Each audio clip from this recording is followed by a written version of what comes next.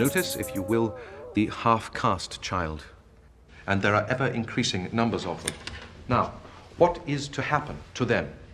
Are we to allow the creation of an unwanted third race?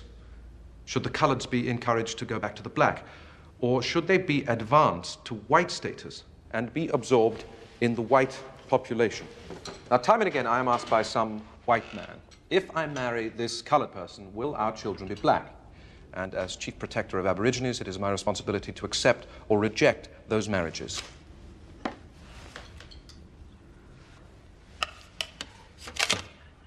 Here is the answer. 3 generations. Half-blood grandmother, quadroon daughter, octoroon grandson.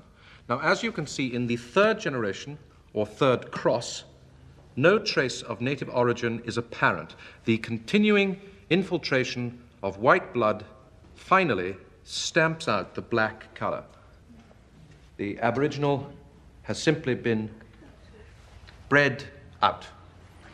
Now, we come to the Moore River Native Settlement. Ladies, most of you are familiar with our work here, the training of domestic servants and farm laborers. I would like to thank you for your continuing support. Hundreds of half-caste children have been gathered up and brought here to be given the benefit of everything our culture has to offer. For if we are to fit and train such children for the future, they cannot be left as they are. And in spite of himself, the native must be helped. Come and get your rations. Hurry up.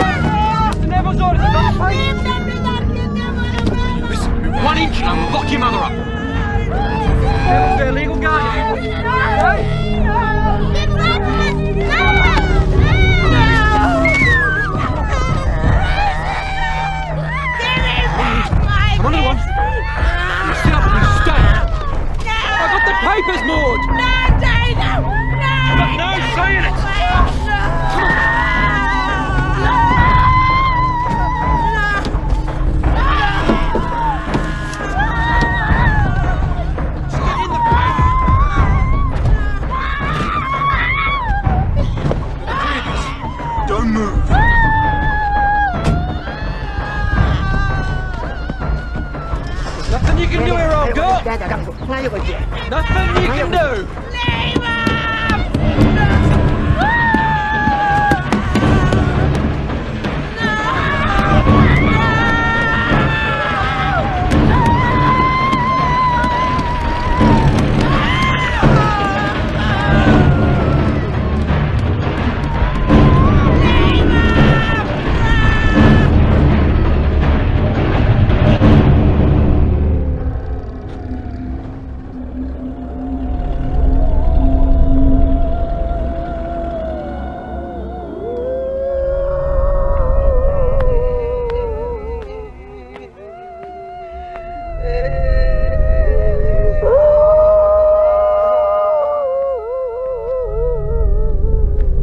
As you know, every Aborigine born in this state comes under my control.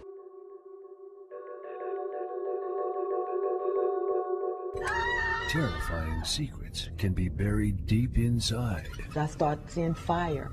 I start seeing people burning us up. But they don't stay buried forever. Don't you ever ever tell this. That old goat, he's my second cousin.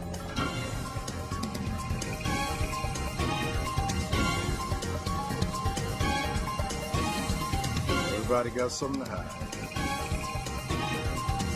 Doors. We can't talk about this. Keep your mouth shut. A famous enemy, a family connection, and a search for the truth that breaks down racial barriers and reveals how much we really have in common. I had to free my spirit from all the hatred and animosity that I held in my heart so that I could raise my children with no hate.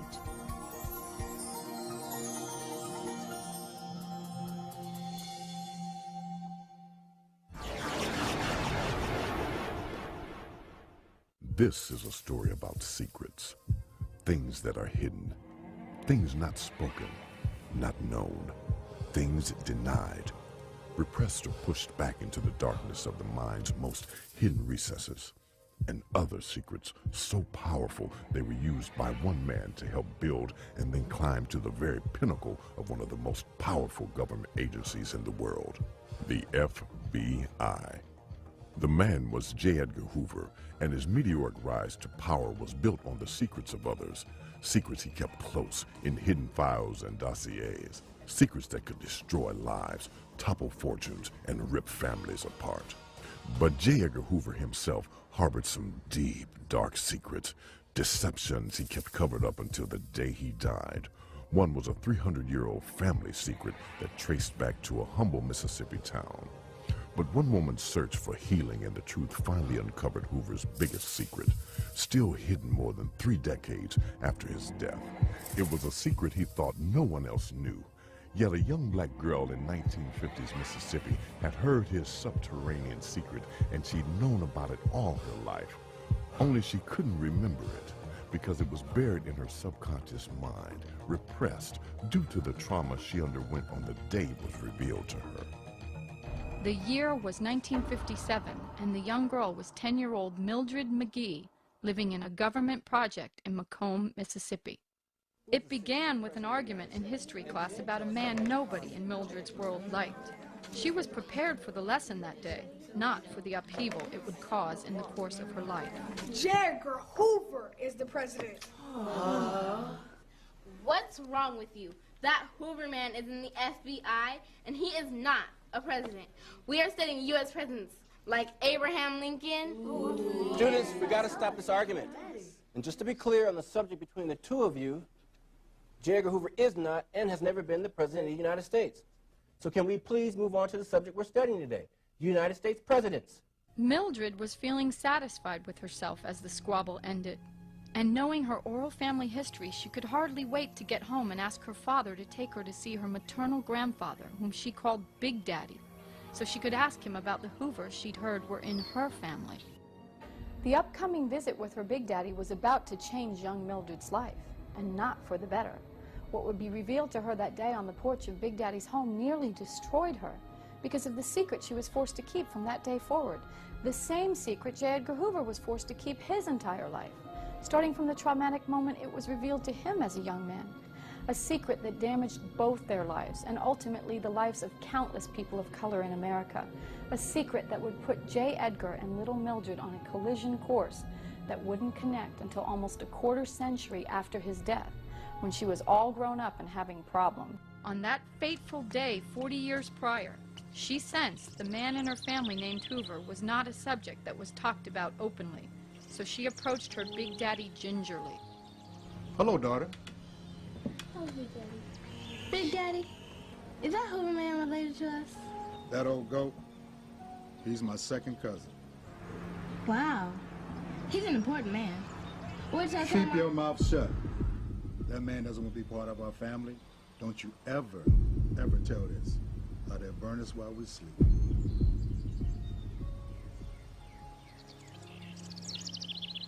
Mildred had noticed the fear in her Big Daddy's eyes, and this terrified her. But as scared as she was an inquisitive child, so she returned to press the issue further. But Big Daddy, he can't hide who he is. He gotta have a birth record. Everybody got a birth certificate. No one will ever find one. He'll destroy all the files connecting himself to this family. I believe he's already done it. Go on, Gail. Get. Go play, Millie.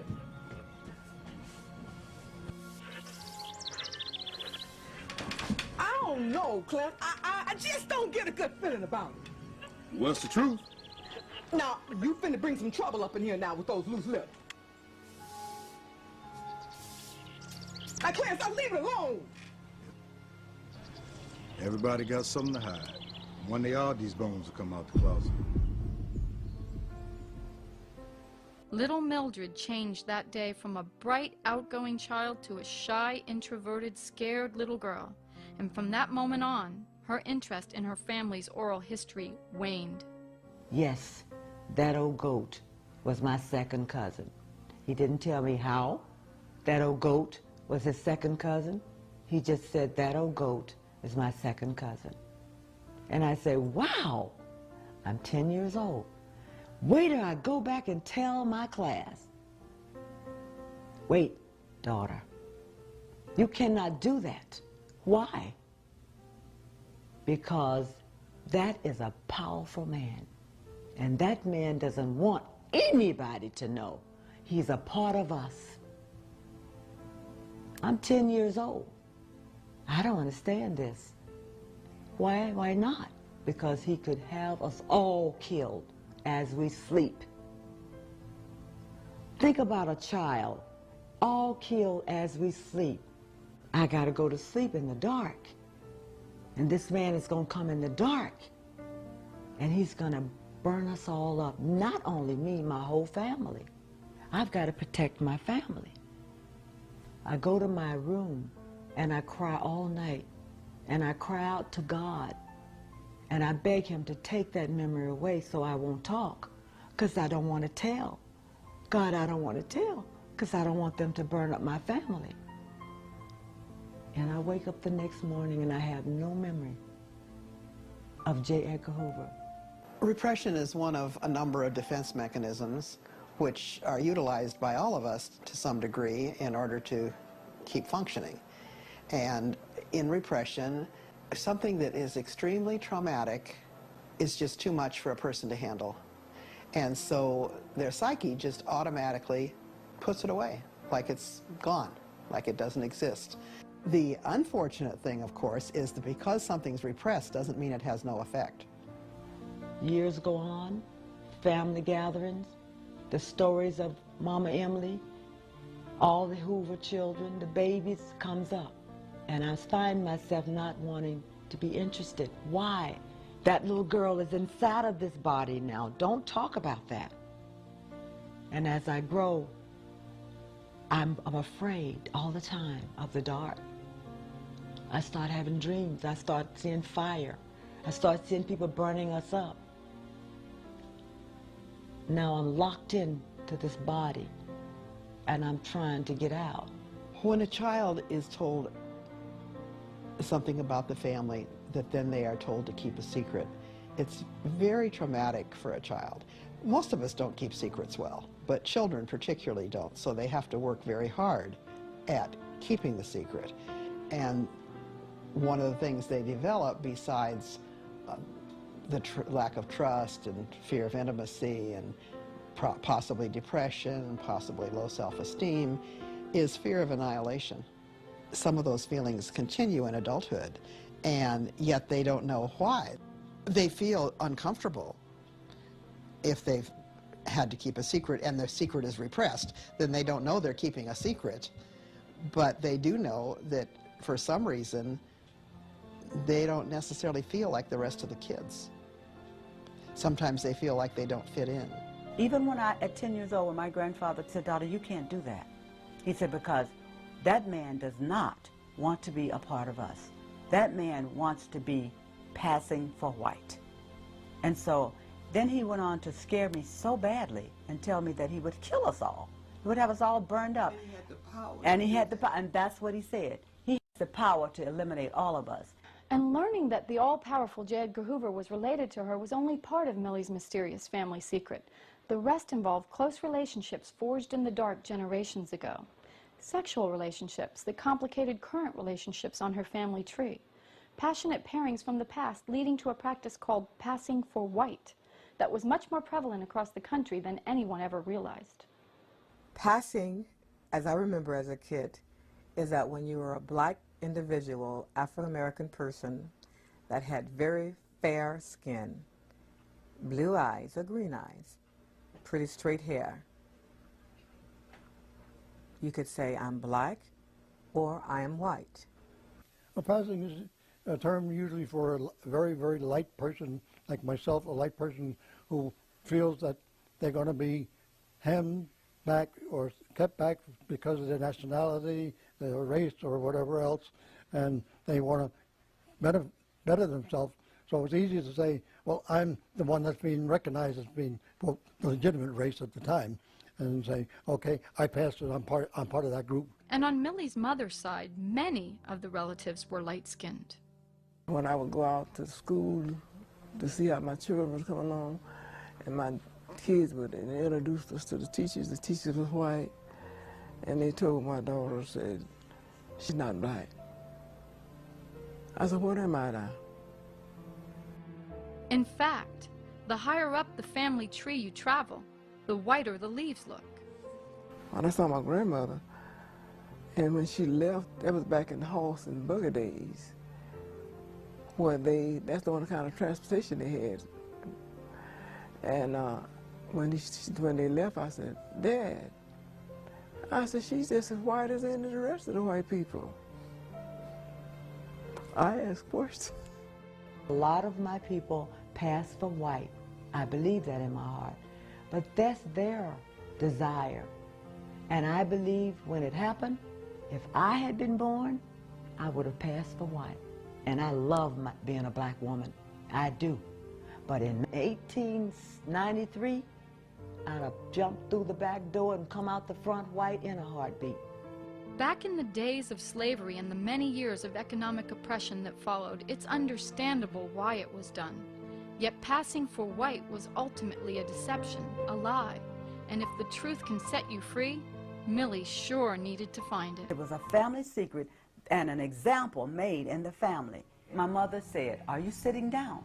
And I said, okay, I'm sitting down. What is it? She said, Ken just told me that Uncle Ivy, her grandfather, was J. Edgar Hoover's biological father. And I said, what do you mean? But actually she said outside child, was Uncle Ivy's outside child, because Uncle Ivy was married. So I sort of explained outside child to me, because I think I knew, because I heard it back in the South, but I asked her to explain anyway. She said that meant that Uncle Ivy had a wife, and he had a mistress as well. And he got the mistress pregnant, and the mistress had the baby. And J. Edgar Hoover was not Millie's grandfather's second cousin. He was actually his first cousin, because just like any uncle, Uncle Ivy was Big Daddy's father's brother. For Ivory and Big Daddy's father, William, were blood brothers, even though they had two different last names, Allen and Hoover, which made the task of untangling Ivy from the family tree even more difficult. The unraveling began in 1990 when Millie first entered therapy.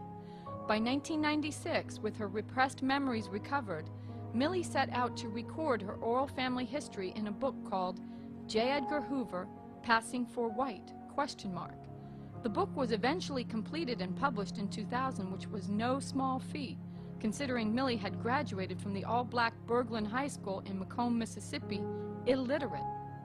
When I started to write this book, it was about my family, but it turned out to be much bigger than that. Years of resolute research and doggedly determined digging, Millie was finally able to confirm her family's connection to J. Edgar Hoover. Ivy Hoover was here, and William Allen was here. It was a tireless task she started in Salt Lake City, where the world's largest collection of genealogical material is preserved.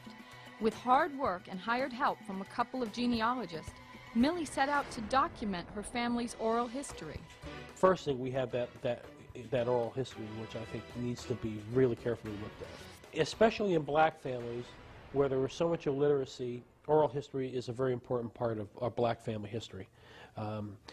You can't discount it. You have to take it and then work with it.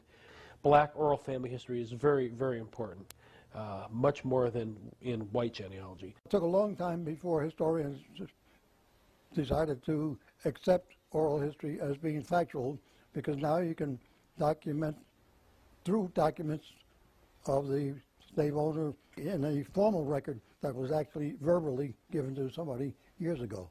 And you can match them up and say they are the same.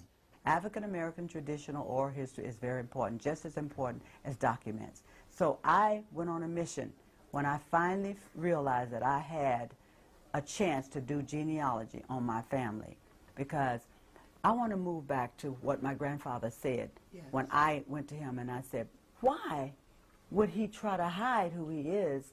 I said, Big Daddy, we could find his birth records. Big Daddy looked at me and he said, look, daughter, you won't find it.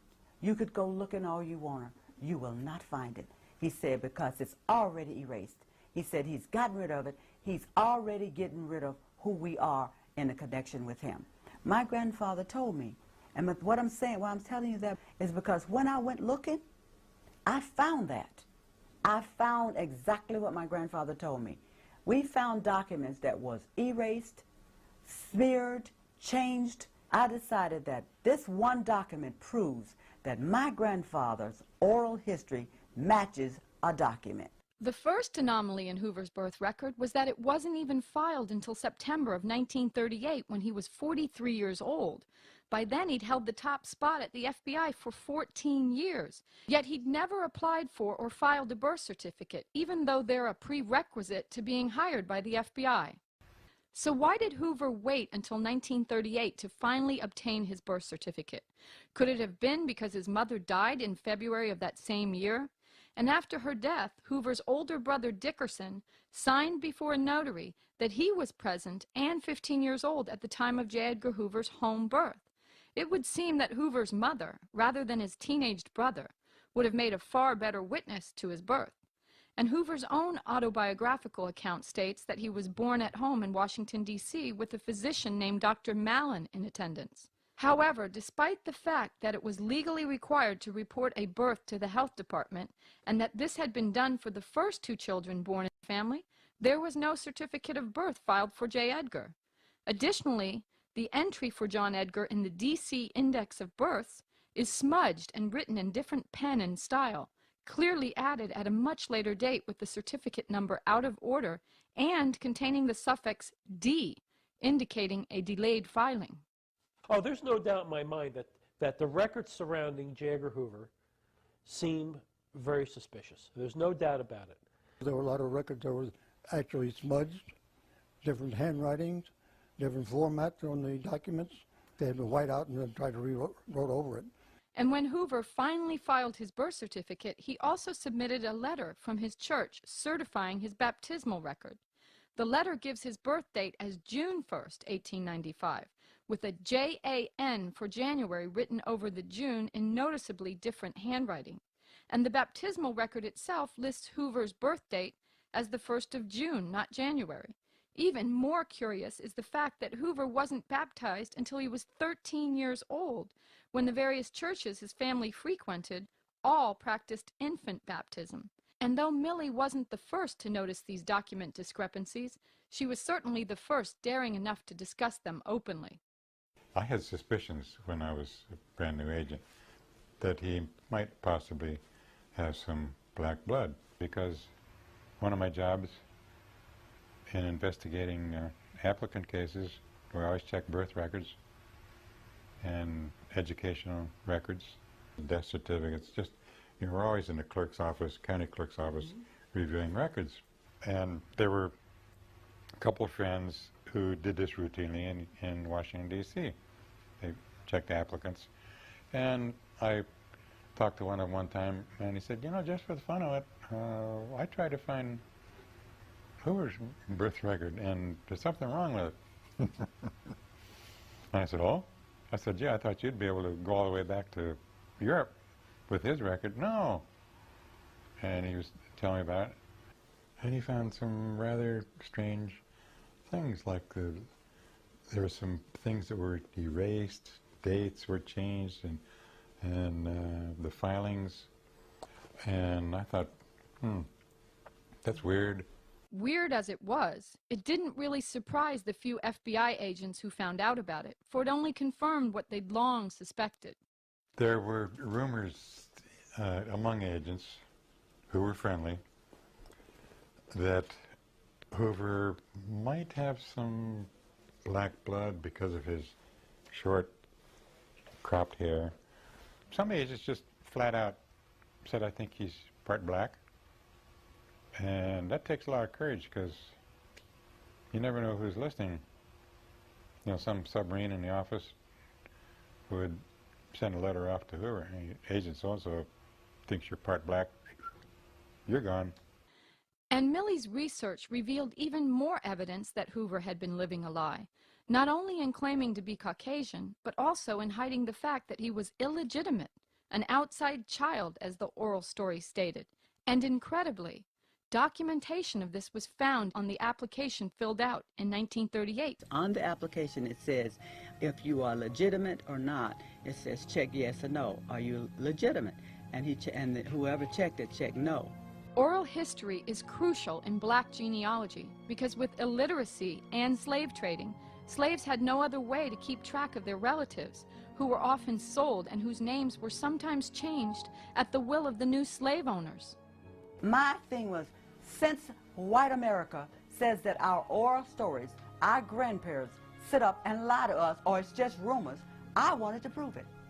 I set out on a mission to prove that oral history is just as strong, or even probably better, than documented history. And the story was oft repeated as it was passed around campfires, hearths, porches, and family gatherings from generation to generation, that there were 3 very tenacious women in the Allen ancestry leading the lineage through and out of slavery. The first was a young woman known to the family only as Grandmama Elizabeth's mother. She was impregnated by her slave master, a powerful politician and preacher named Christian Hoover. When her baby was born, it was said the beautiful half-white baby slave girl was named Elizabeth Allen. Elizabeth Allen was also impregnated at a young age by her father, the slave owner, and she gave birth to a beautiful mixed-race baby girl named Emily Allen. This complicated things considerably, since it made Emily both daughter and granddaughter of the slave owner, Christian Hoover. This is very bizarre, and it's hard to explain because it's like a web. Now, let me explain it to you. Christian Hoover, who was born in 1796, who was a senator, a state legislator, and a minister in Macomb, very well-known man, was married to a white woman by the name of Mary. He had a son. He had 2 sons. We're going to talk about the 2 sons that connected to my family. He had a son by the name of William Hoover, who was born in 1832, and he had a son by the name of Christian, who he named after himself, but his nickname was Kit, Christian Kit, who was born in 1840, and he had Emily, who is my great-great-grandmother, who was born in 1840 by his slave that he owned, Elizabeth, who was born in 1814. Christian and William came from the white wife. Emily came from the slave girl. According to the oral history, Millie's great-great-grandmother Emily was left behind with her slave master father/grandfather and her white half-brothers and sisters when her mother Elizabeth met and fell in love with another family member named William Hoover, who also impregnated her with a baby they named John Hoover. After giving birth to Emily's half-brother John, Elizabeth left with the baby and his father, heading for the Maryland, Washington, D.C. area, where they married, and she passed for white her entire life. Meanwhile, back in Mississippi, Elizabeth's daughter Emily was having lots of babies with her white half-brothers, Christian Kit and William, starting when she was only 19 years old. Emily had 8 children in all, and the first one was fathered by her half-brother, Christian Kit Hoover. Christian Kit, the white son of Christian Hoover's, got in bed with his half-sister, Emily, and from that, they had a son, and that son is Ivory Hoover.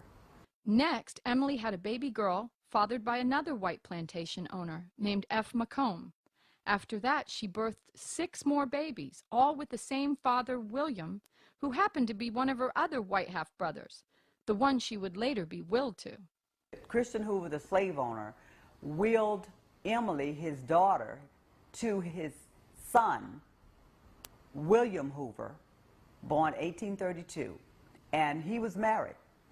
He had a white wife named Martha, and then he proceeded to have babies with Martha, his wife, and the slave, which was his sister, and they had 6 children together. Back in the days of slavery and before birth control, it was not uncommon for women, both black and white, to birth a baby every year or 2. It wasn't talked about openly, but it was likewise not unusual for slave owners to have babies every year or so, not just with their wives, but also with select slave women they called bedwarmers. That's a secret, that they were having sex with relatives. Under the one-drop racist rule, the mixed-race children that resulted were legally considered black, no matter how white they appeared, and life for them was not necessarily easy. On one hand, they say white people don't want them, and on the other hand, darker black-skinned folk are jealous of them. And that goes back to in the big house, you know, the lighter-skinned ones got in the big house, so they had better food sometimes, where the darker-skinned ones are working out in the field all the time. And those who opted to pass for white, or had it forced upon them, as we shall see in J. Edgar Hoover's case, had it even rougher. I think it's deadly. I think it's a deadly situation, because if you were passing, you had to make sure they didn't know, and sometimes you had to make sure they didn't know. People actually cut themselves off totally from their family to just create a whole new identity. Of course, the bedwarmer practice that started it all worked only in favor of the white men. The slave women had to submit to their masters, but God helped the black male who even dared to look at a white woman. The cops, the courts, and the KKK enforced the rules, and people who stepped out of line were punished severely, both black and white. Oh, man. I was threatened many times by them. Ku Klux Klan was just a group of white people that wore masks and their white robes, and they carried a Bible with them, just like, you know, but they would harass you. I seen them at night when they would come down, just like when some of the black people belonged to NACP, they would get them and try to kill them. A lot of them, I found out after they got the mask on, downtown shopping and in grocery stores and all that kind of stuff, it was some of them same people. Same people had their masks on. They'd be downtown selling your stuff, on the stores and all that kind of stuff. Everyone, it seems, was in on the system designed to keep the status quo. Bedwarmers were one thing, but falling in love with a slave woman was not even close to being acceptable. Which is why the love affair between Millie's great-great-grandmother Emily and her white half-brother William was never made official, even though their relationship carried on to his death long after his white wife, Martha, divorced him. And Millie's research turned up the documents that proved it. Well, there were census records, there were deeds records, because African Americans up until the early 1900s didn't have records of their own. All of it had to be part of the master's records, the plantation records.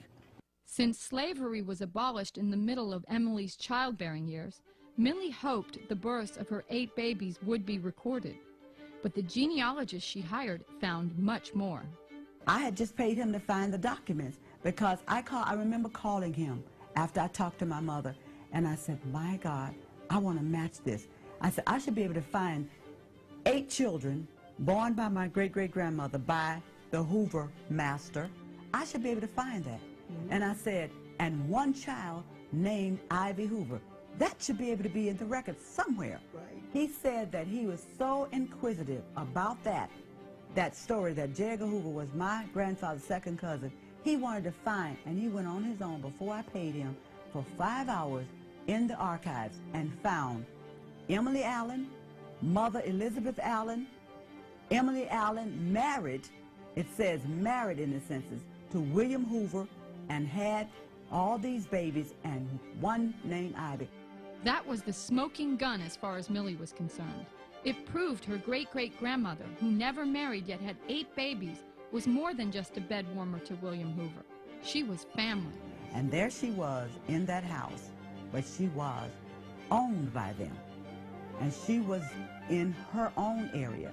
But somehow the record stated that she was married because all these babies were Hoover babies. I often wondered why my grandfather was Allen and Uncle Allen was Hoover. I asked about that. It was fascinating to me at one point and then sad. I felt sad because it caused my mother to be my cousin. And of Emily's 8 children, Ivy was the only one given the Hoover surname. And J. Edgar Hoover was forced to live a lie his whole life, believing until his late teens that he was not only a white child, but the son of Dickerson Hoover, who apparently hated him. Another clue to Hoover's inner torment came in an obscure little booklet he authored called If I Had a Son. I wanted to find out something that told me something about the man, about even the boy, when he was a little boy. So I got this little book and I started reading it. I felt J. Edgar Hoover in this piece. I know that he was writing for a Sunday school, probably Sunday school class, and he was writing If I Had a Son. And why did he pick that topic? If I had a son. He didn't have a son. He never wanted a son. He never even wanted a wife. I read that much about his autobiography to find that out. When I read this, the first thing he said was, if I had a son, I'd probably be frightened. That was deep. That was deep to me. Then one thing stuck out in this piece with me was he said, if I had a son, I swear to do one thing. I'd never tell him a lie. I'd always tell him the truth. And that then made me know that I'd found the truth in my family. The truth was that as horrible as J. Edgar Hoover would become to Black America, he was in the beginning at least a victim himself. Because the white father that he was raised by didn't accept J. Edgar Hoover, and he said that many times, that my mother is my everything. His mother raised him. And I feel like in this pamphlet he was trying to tell us that he was being abused. He was being abused by this man because he found out that his mother had an affair and he wasn't his son. And I think that all his life he was abused, because I think that when he was older he was told the truth, and I believe that. He was told the truth, and he had to carry that lie, the same lie I had. The joy is that those things which are done in darkness will come to light. And I thank God for Miss McGee and her work and those who helped her, because it gives us an explanation for why this man hated black people so much, one, and two, why he was a criminal about getting goods on other people and their secrets.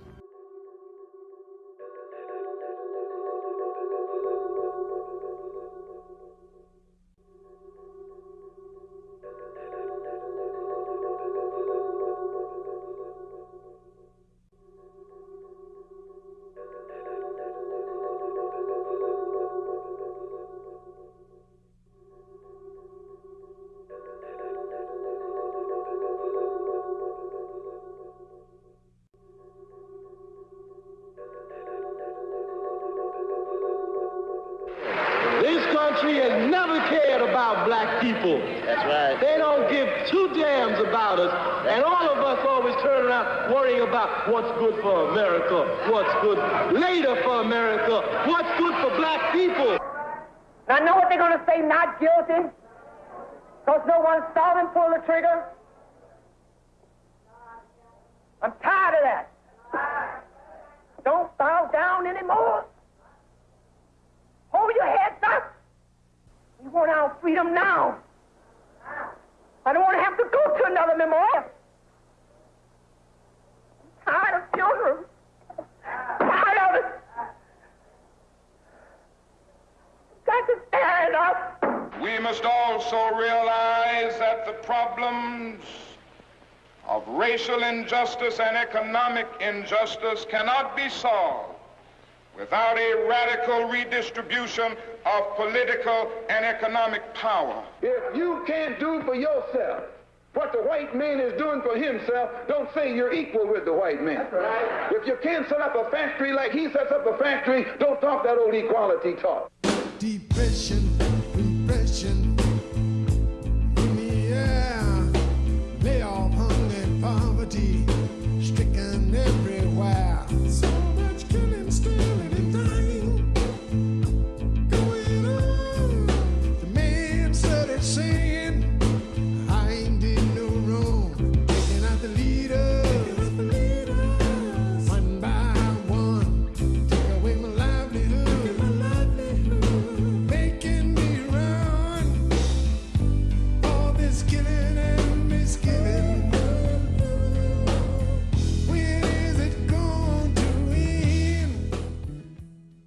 black leader with charisma was a target of the government's COINTELPRO program. And that's stated in their own objectives of the program. Who are you? You don't know. Don't tell me Negro, that's nothing. What were you before the white man named you a Negro? And where were you? And what did you have? What was yours? What language did you speak then? What was your name? It couldn't have been Smith or Jones or Bunch or Powell. That wasn't your name. They don't have those kind of names where you and I came from. No, what was your name?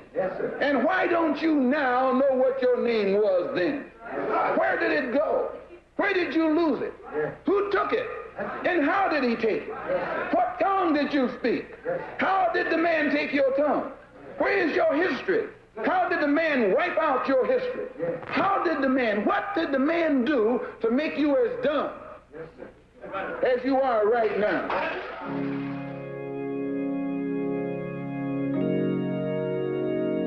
They killed the brother because he had began to take meaningful steps towards gaining the freedom for his people. He was taking steps to internationalize the black man's struggle and to take it to the United Nations, to take it diplomatically to the other countries around the world so that meaningful pressure could be brought to bear on the United States government and to force them to let his people go. We can't prove for sure that the FBI COINTELPRO program or an agent of the FBI actually killed Malcolm X. They were certainly trying to reach that end. They were articulating that goal, and they were taking steps in furtherance of that, trying to cause that exact same thing to happen which happened. So we can step back from it and say, regardless of their success, whether they were the ones who pulled the trigger, this gives us an idea of what their intent was, what they were willing to do, what their political viewpoint was, and what ends and what unconstitutional and violent ends they were willing to adopt and use in order to reach their goal, which was to destroy progressive movements. Today I want to say to the people of America and the nations of the world that we are not about to turn around. Yes, sir. We are on the move now. Yes, sir. Yes, we are on the move, and no wave of racism can stop us. Yes, sir. The burning of our churches will not deter us. Yes, sir. The bombing of our homes will not dissuade us. Yes, sir. The beating and killing of our clergymen and young people will not divert us. Yes, sir. The wanton release of their known murderers will not discourage us. We're on the move now. Yes, sir.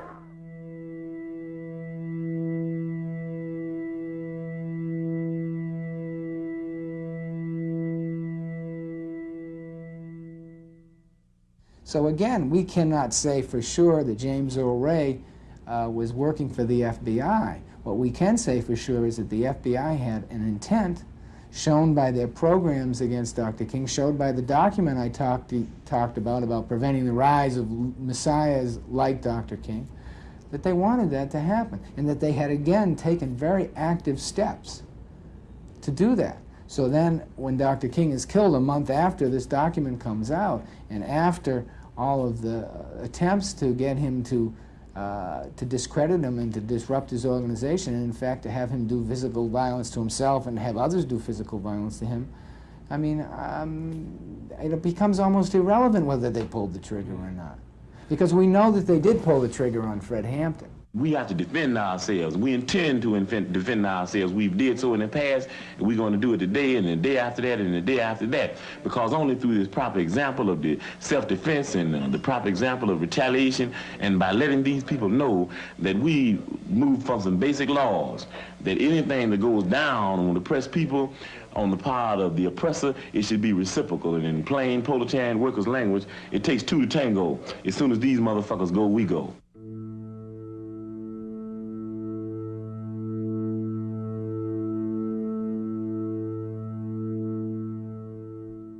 Fred Hampton was only 20 years old, but he had the ability to really move people, to speak in a way that got people going, that effectively seemed to energize them. He was beginning to develop a following, throughout the throughout the country, and he was a direct threat to the power structure that oppressed people. People learn by example. I don't think anybody has an argument with that. I think that when Huey P. Newton said that people learn basically by observation and participation, I think that everybody caught on to that. So what we're saying very simply is that if they learn by observation and participation, that we need to do more acting than we need to do writing. And I think the Black Panther Party is doing that. That we didn't talk about a Breakfast for Children program, we've got one. We're not going to tell you how many kids we intend to feed in Chicago. We're feeding 3,000 to 4,000 every week already, and I don't know how many all around the country. We're not talking about beginning to think about treating people free when they need medical services. We're opening a free health clinic in the city of Chicago in less than 3 weeks. These are the type of examples that people can relate to. The immediate, violent, criminal reaction of the occupants in shooting at announced police officers emphasizes the extreme viciousness of the Black Panther Party. So does their refusal to cease firing at the police officers when urged to do so several times. Ed Hanrahan, who was the political heir apparent of Mayor Daley, wanted to take credit for having killed this Black Panther leader. So he went on television, and he went on television explaining how Fred Hampton had come out of his bedroom firing a pistol, and how all the Panthers inside had repeatedly broken ceasefires and repeatedly fired at the police. The problem is when you fire a bullet, two things happen. You have a shell that comes from your gun, and you have a bullet that comes out the other end. When the evidence was all gathered, it turned out that all the shells that were found in the apartment came from police weapons, with the possible exception of one. All the bullet holes, the directions of those bullet holes, were all coming inside from outside. That is, showed that they were fired by the police. So that all of the evidence that Hanrahan said, all the evidence that was gathered proved that it was the police who fired, not the Panthers. Hanrahan went even further and actually pointed to places on the back door, which he said were evidence in pictures that the Panthers fired. The press themselves, when they looked closely at these pictures and returned to the scene, discovered that these were in fact nail heads and weren't bullet holes at all. The federal government at first appeared to be coming in and do a neutral investigation. And what the federal government did find, of course, was that it was the police and not the Panthers who had fired. Well, under their cover, though, the federal government, under the cover of appearing neutral, the federal government hid their own role, which was that it was their informant who had gotten a floor plan of the apartment, and their informant had given their floor plan to Ed Hanrahan's raiders. I was supposed to be one of the murdered Panthers, okay?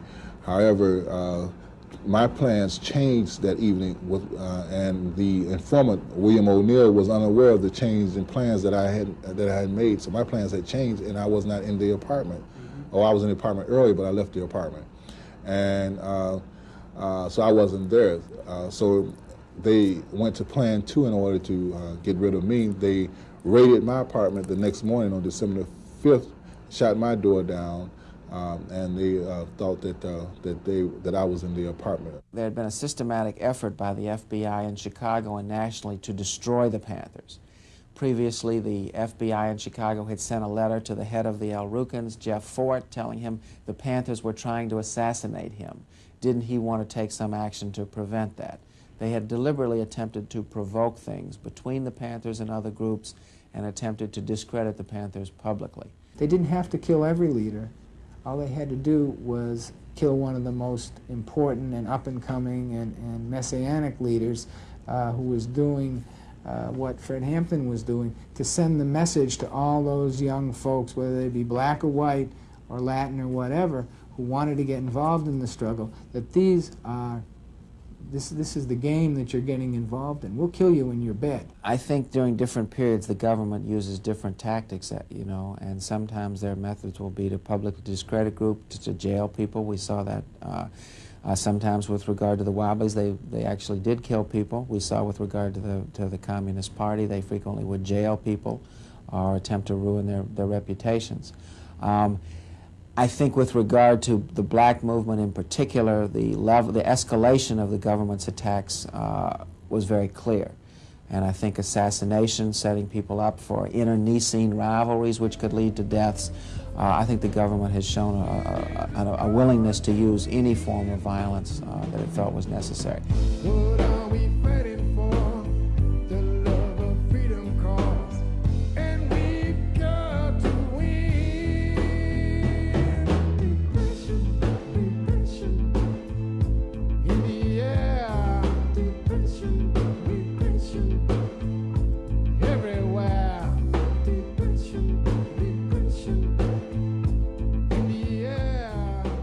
They were always afraid that civil rights and the thrust for voting rights and so forth was, quote, a communist plot. You take Martin Luther King, that is being led by communists all over this great country, feels that he has the key to the White House. He has the telephone call to the White House that can get anything he wanted.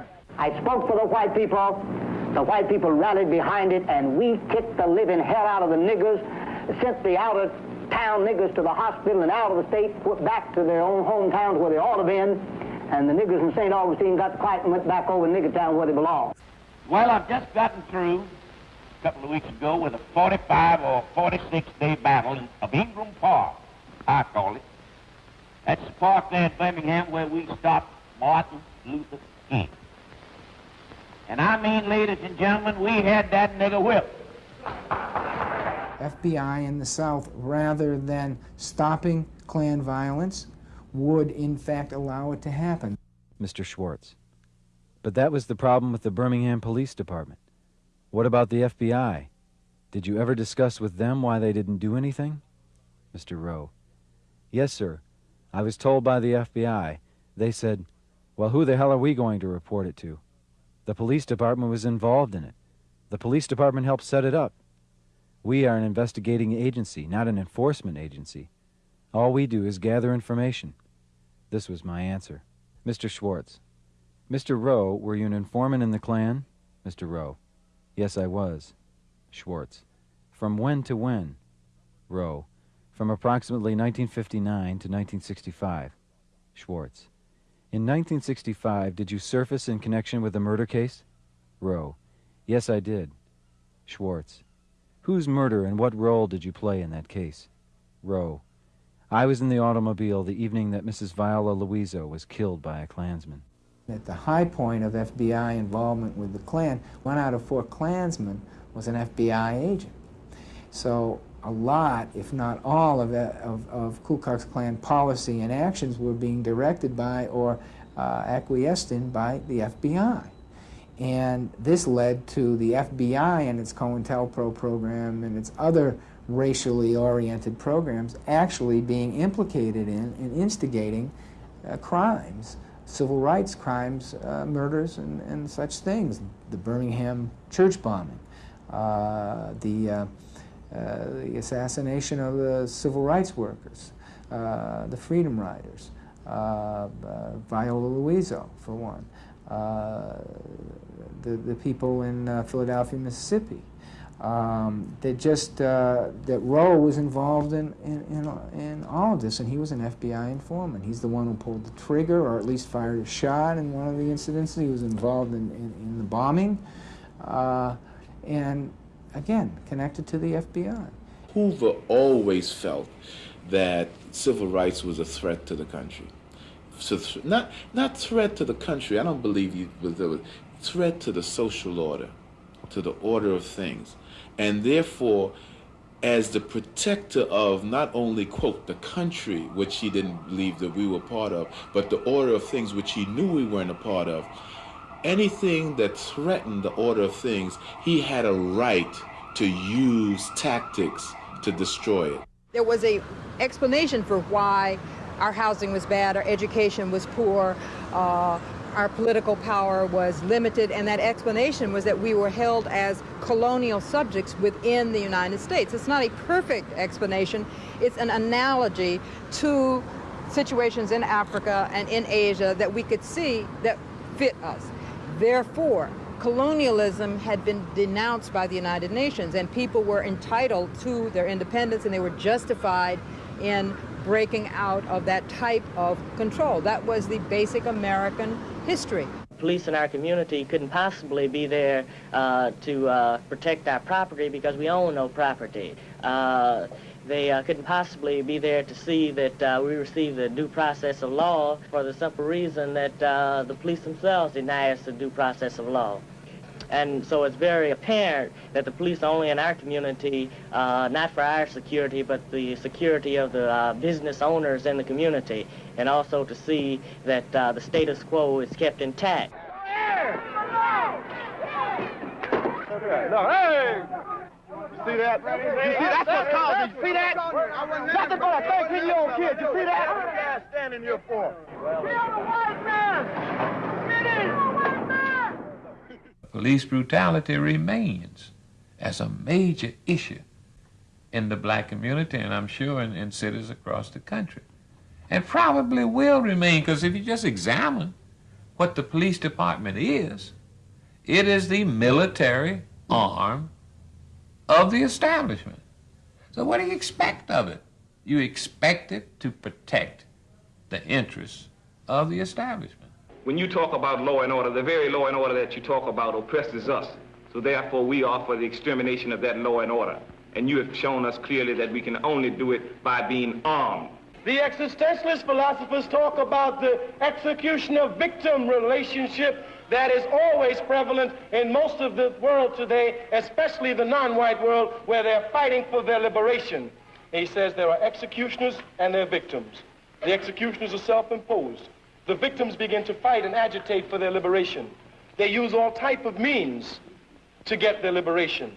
The revolutionary philosopher Frantz Fanon says that what happens is that the victim begins to agitate. He uses all types of means against his executioner in fighting for a position of equality. After he tries a number of means and they do not work, he then begins to imitate the means by which his executioner kept him down. That is usually through force and violence. He says, and then they begin to use it against them, breaking the one taboo that they've never been able to break, hitting back against the executioners, so that you ought not to be upset. If we are violent, the United States taught us very well how to be violent. Black power is a consequence of the white backlash. Riots are consequences of the white backlash rather than a cause from it. Black power means dignity. It means we're going to walk side by side with you or through you. We're going to be with dignity and integrity. We don't want any more than you have, and we're not going to accept any less than you have. It is time for an honest look at the problem of order in the United States. Dissent is a necessary ingredient of change. But in a system of government that provides for peaceful change, there is no cause that justifies resort to violence. Let us recognize that the first civil right of every American is to be free from domestic violence. So I pledge to you, we shall have order in the United States. We have seen the terrible results of violence in this country. It would be intolerable if a handful of violent people, and that is what it is, just a handful, could harden us against needed change. We must give notice to this violent few. There are millions of decent Americans who are willing to sacrifice for change, but they want to do it without being threatened, and they want to do it peacefully. They are the non-violent majority, black and white, who are for change without violence. These are the people whose voice I want to be.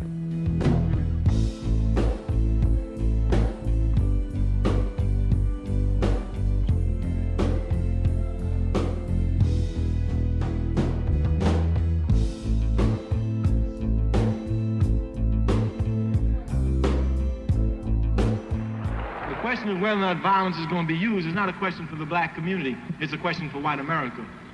Because white America is the one who's used violence. For 400 years, we have been the recipients of violence. We have never lynched, we have never shot, we've never burnt a church, we've never beaten people, we've never taken them to jail.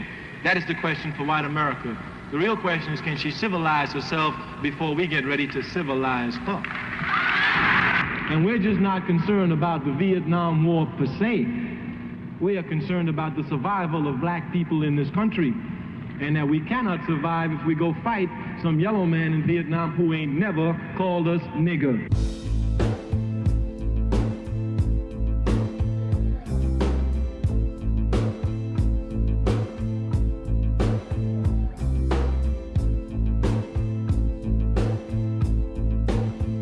No man can speak for Negroes who tells Negroes love their enemy. No man can speak for Negroes who tells Negroes turn the other cheek. No man can speak for Negroes who tells Negroes to suffer peacefully. There is no Negro in his right mind today who is going to turn the other cheek. Now, they felt that by murdering Malcolm X that they would also kill his ideas. But I'm here to tell you that Malcolm X's ideas would be stronger now than they were when he was alive. We want freedom. We want the power to determine the destiny of our black communities. We want full employment for our people. We want an end to the robbery by the capitalists of our black community. We want decent housing, fit for shelter for human beings. We want education for our people that exposes the true nature of this decadent American society. We want education that teaches us our true history and our role in the present day society. We want all black men exempt from military service. And we want immediate end to police brutality and murder of black people.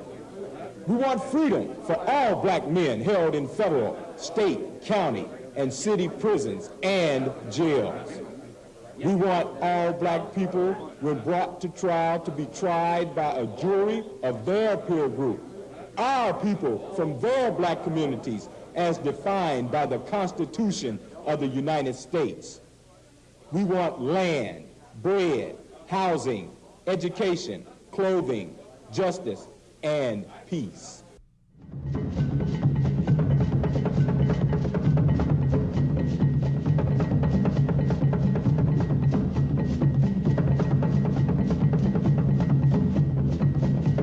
The Panthers wanted to explode the myth of the docile black who would turn the other cheek and say, no, we won't turn the other cheek.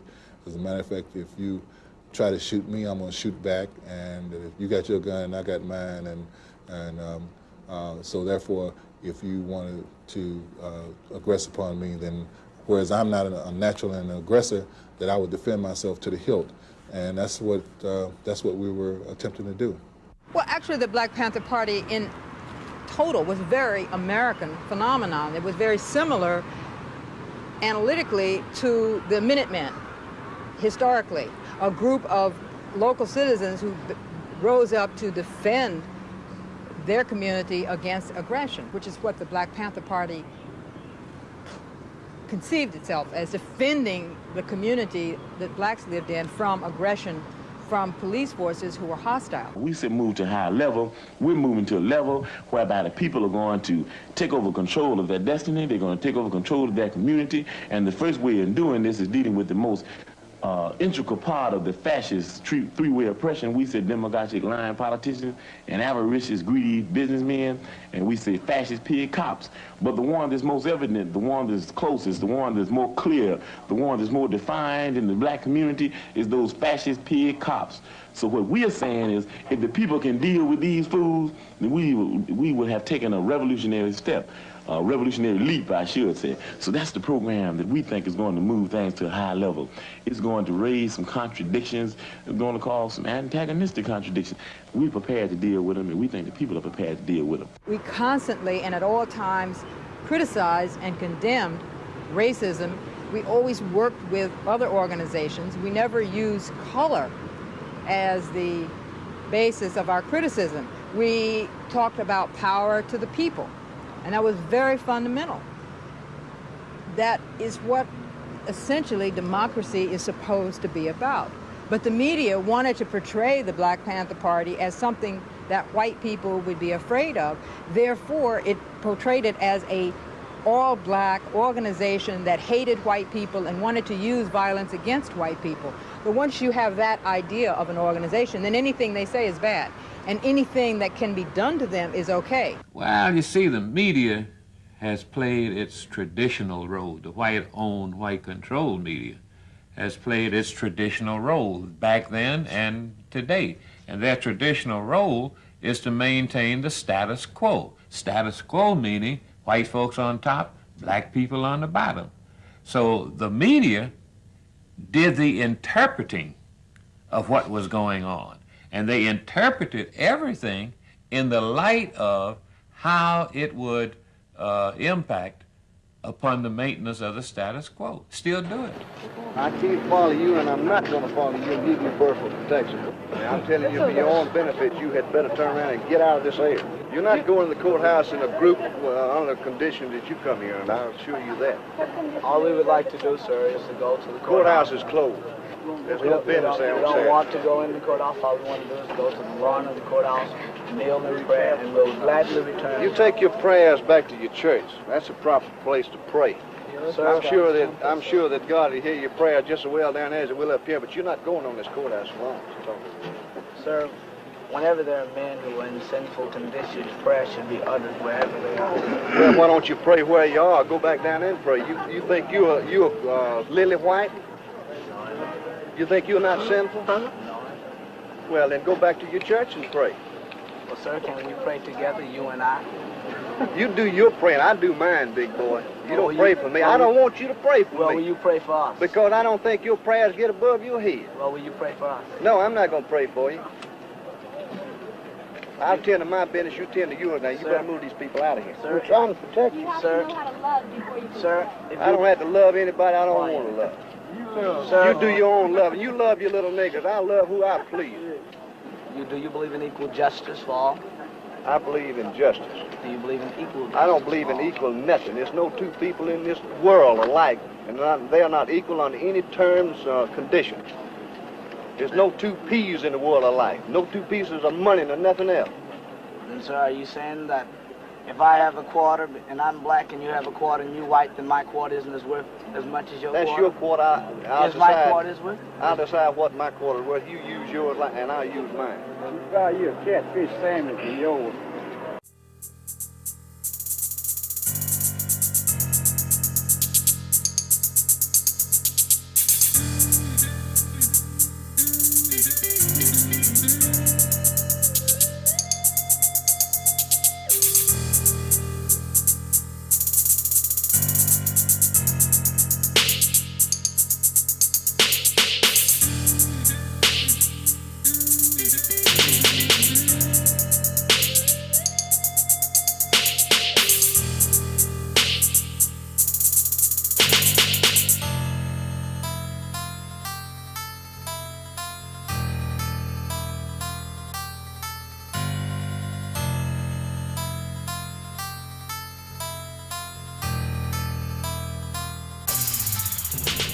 So, you want your time? What do you do? Me and they have me hunter. Me all together. You hunt together? They take many men. So, they will say us have it. They get more time. Hunter? Maybe get it? Why you leave that trap? That's more time. Me make the temper bigger. How long you with that trap? 10 minutes. 10 minutes? Me hear you leave out the door. Me hear you leave and go travel around playing with friends. Me too. Me don't try to chase for something. Me just want to play. Me got just eat them. Yeah.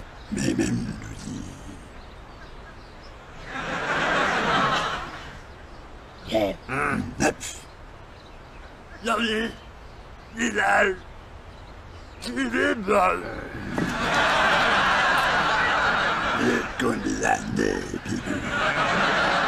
The National Space Administration announced today that the first black astronaut has been chosen to participate in the Space Shuttle program. Now, here with a comment is our own Eddie Murphy.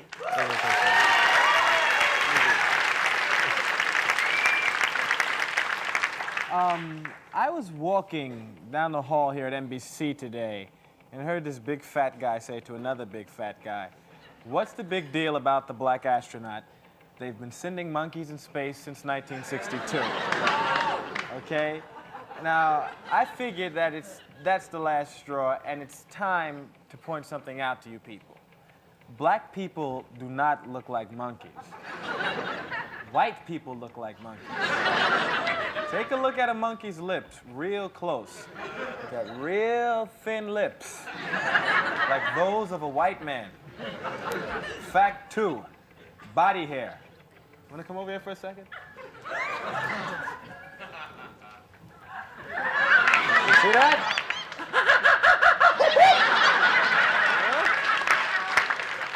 Now take a look at Murph here. Smooth. Natural. Human. Get out of here. Another thing. Fact 3. Monkeys like the woods and the trees.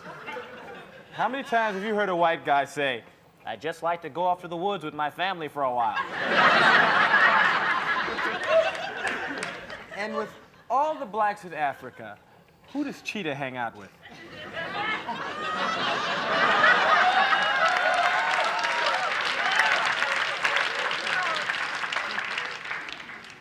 Birds of a feather flock together.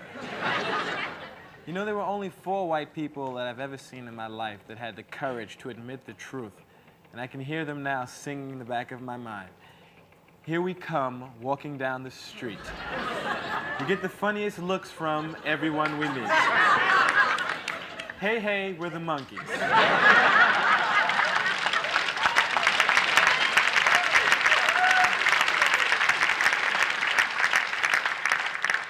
Yes, they were, and yes, you are.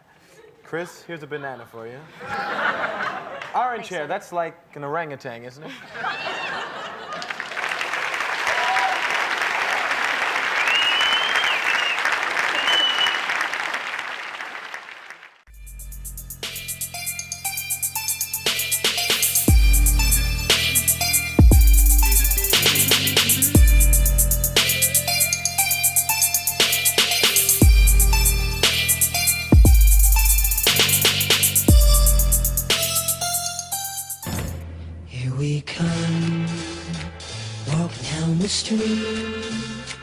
Get the funniest looks from everyone we meet. Hey, hey, we're the monkeys, and people say we monkey around, but we're too busy singing to put anybody down. We go where we want to, do what we like to do. The only time to get restless, there's always something new. Hey, hey, we're the monkeys, and people say we monkey around, but we're too busy singing to put anybody down. We're just trying to be friendly, come and watch us sing and play. We're the young generation, and we've got something to say.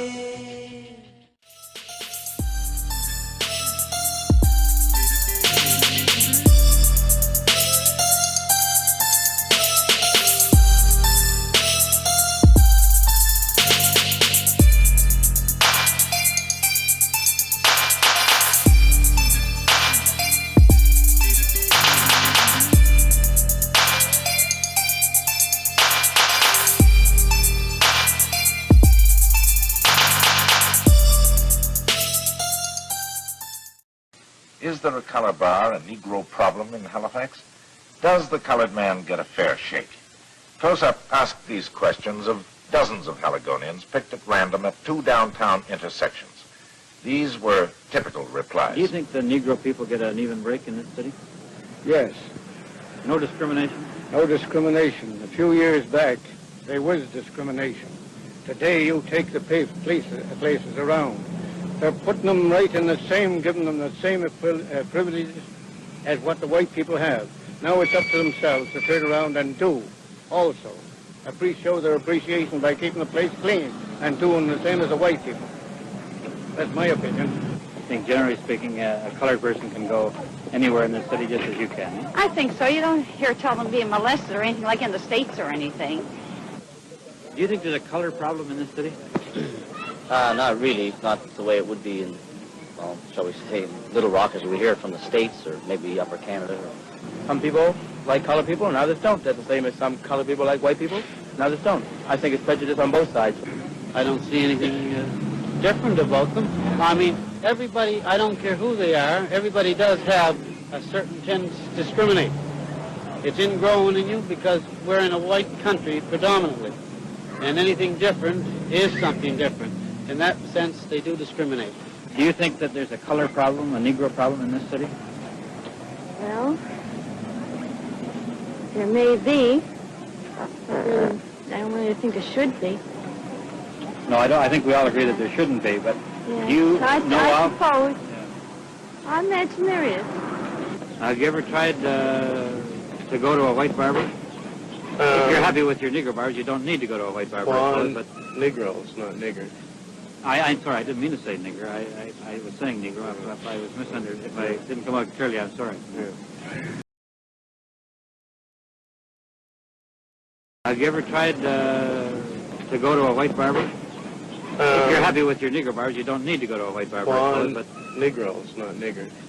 I'm sorry, I didn't mean to say nigger. I was saying Negro. If I was misunderstood, if I didn't come out clearly, I'm sorry.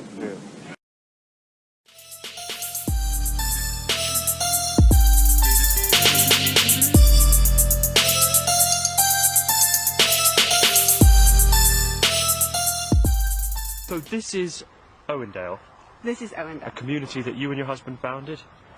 Yeah, you can say that. Yeah. Yeah. And what's special about it? Special about it is the fact that we are only white people staying in the town. Yeah. Only white people are allowed to buy in the town. But I saw a black gentleman on his way out just now. That's right. They're working for us, but they're not allowed to stay in the town. We, as white people, aren't supposed to be ruled by blacks. Now, from the way we look at it, you see, you're not ruled by blacks. It's basically a multiracial government. And second of all, what would be the problem with having blacks in the government anyway? Just the fact that because of our religion, it's not meant to be that way. God created not even animal as equal. If you look at nature, nothing in the nature is equal. Basically what it boils down to is he says those that I chose. And who did he choose? The white people. So where does that leave non-whites? Well, the way we see it, they've got no chance. What about if if you're like 1/16th non-white? No. 1/32nd? 1/64th? That's basically what it all boils down to. God doesn't want us to mix, and that's why we stay apart from the blacks. You make it sound almost as though we're a different species. Could be. Very possible.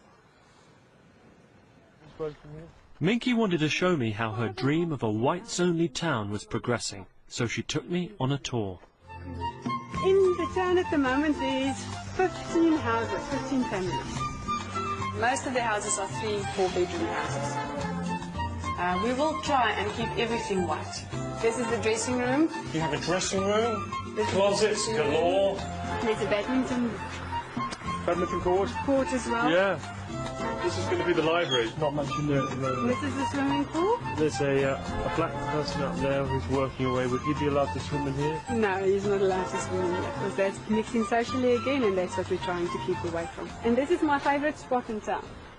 Have you been on this? I've been on this later on in the afternoon. You can't touch this. Why? It's too hot because of the sun. Because it's black. No, not because it's black, because it's too hot. It's good that you've got a sense of humour about your beliefs. Oh, yes, definitely. Yeah. Do they seem at all weird to you? No, sometimes they do weird things, but they don't seem at all weird. Who? The blacks. Oh, no, I meant your beliefs. Oh, my beliefs. No, they don't seem weird to me. Yeah. I don't think I would have believed it if it was weird. Yeah. It might be weird to other people. Do you mind being thought of as a racist? Not really, but I wouldn't go and introduce myself as well. Yeah. So do you think it's weird that we believe in the stuff that we do? Quite honestly, it's very unusual.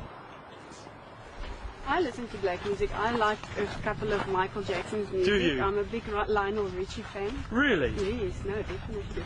That seems very as unusual, I said, you respect them for what they are, and I so can Lionel appreciate. Richie couldn't come in your home, though? No, he couldn't come in my home, but I enjoy his music. Except it was in vinyl form or CD form? Yeah, I enjoy his music.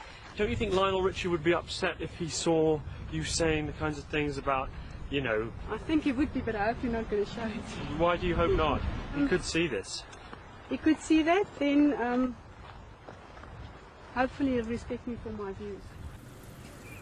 Welcome to Orania, South Africa's only pure white town founded by Afrikaners for Afrikaners, the descendants of Dutch settlers who used to run the country under apartheid.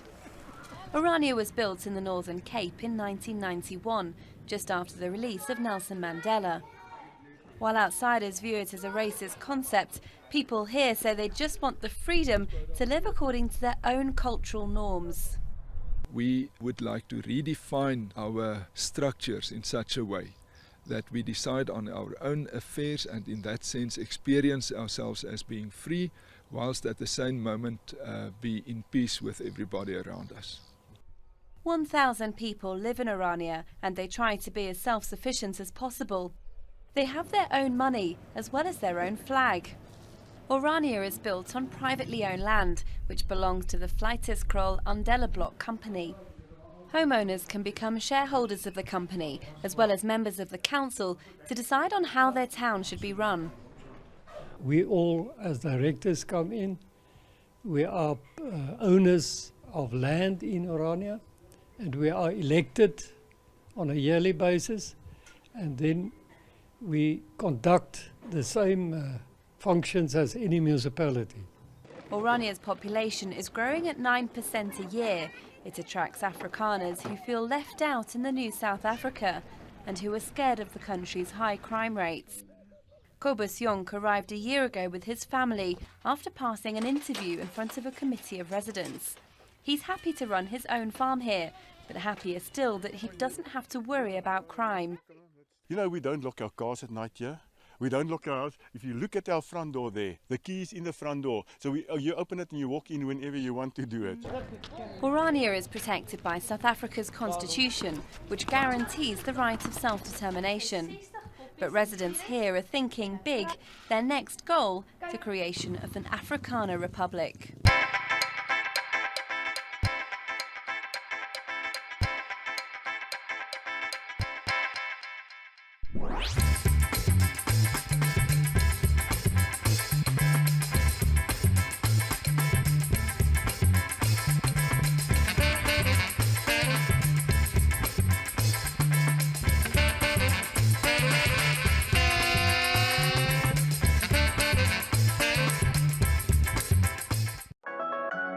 Old Navy had a sale on Friday, which is inspiring certain corners of the internet to say, F Old Navy. Here's the tweet that started the whole kerfuffle. It reads, "Oh happy day, our hashtag thank you event is finally here. Take 30% off your entire purchase," and features a picture of an interracial couple. Trolls and racists alike were quick to spring into action. Here are a few choice bits of outrage. "Your clothes are crap quality and now you're promoting miscegenation. Disgusting. My family and I will never step into an Old Navy store again. This miscegenation junk is rammed down our throats from every direction. Absolutely disgusting.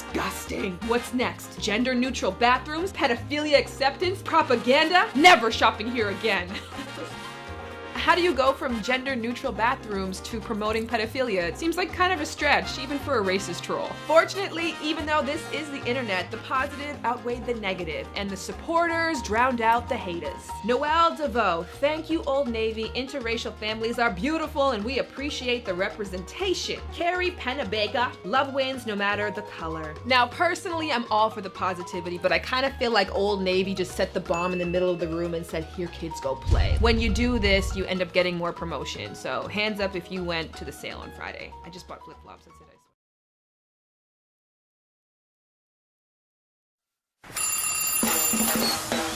Stop your messing around. Let the fire come every month, Babylon. Better think of your future. Time to shift it right out. Breeding problems in town. Them know say that them can't get me out. Anything that them hear, I better.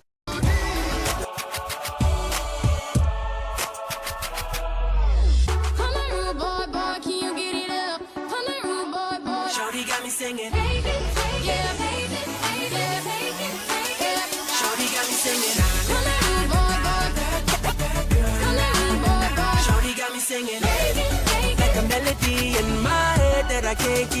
got me singing like DJ Hero 2, over 80 exclusive mixes, rated T for teen. We have news tonight showing that America is becoming more and more of a true melting pot. Researchers have found that Americans are more likely than ever to marry outside their racial or ethnic group. So who is marrying whom and who feels the stress? Here's Lindsay Davis. In 1967, the boundaries were still very black and white. There's something else that I must tell you. The drama Guess Who's Coming to Dinner was considered groundbreaking. This is John. Fast forward 4 decades. You can see the beginnings of a melting pot everywhere. The surprising thing here is how much demographic change and cultural and social change has occurred in this country over a relatively short period of time. Based on the latest census data, the Pew Research Center conducted a study that shows Hispanics, Asians, blacks, and whites are all marrying outside their race at record highs. Interracial marriages now account for a record 1 out of 6 new marriages in the U.S., which makes us one of the most colorblind countries when it comes to saying I do, second only to Brazil. Introducing delicious new Starbucks Blonde Roast. The lighter roast perfected. Okay, baby, new paint color for the bedroom. Just say the first thing that comes to mind. Ooh, sunburn. Ouch. Dolphin. Oh, nice. Pretty bright. You. This ABC Family Moment is brought to you by Lowe's. Let's build something together. Did the guy at Lowe's tell you to say that? Yes. He's been married 35 years. Someone is stampeding the white European peoples into self-destruction.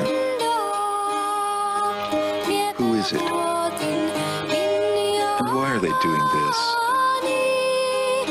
Let's start out with this quote. Quote, "We must realize that our party's most powerful weapon is racial tensions. By propounding into the consciousness of the dark races that for centuries they have been oppressed by whites, we can mold them to the program of the Communist Party. In America, we will aim for subtle victory. While inflaming the Negro minority against the whites, we will endeavor to instill in the whites a guilt complex for their exploitation of the Negroes. We will aid the Negroes to rise in prominence in every walk of life, in the professions, and in the world of sports and entertainment.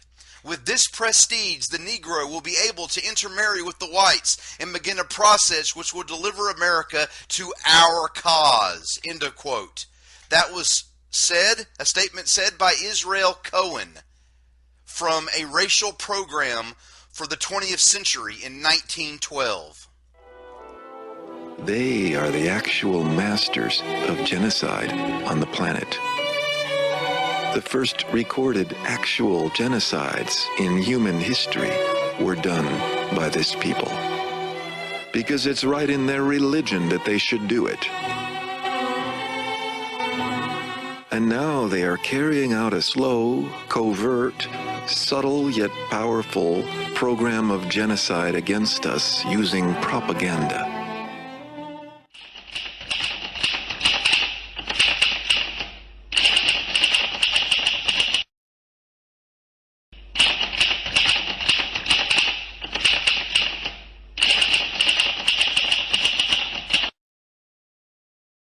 The fine print may be complicated, but the overall headline is that color lines are becoming more blurred. And that's good news. I'm not racial, I'm not any prejudice of any kind, but I wouldn't let my children intermarry. I'm having such a good time, I'm having a ball. Why does Britain now have one of the world's fastest growing mixed race populations? Just give me a call. Stop me now. A good time. With the eyes of the world and London in 2012, the BBC kicks off a year of programmes to help you discover more about Britain.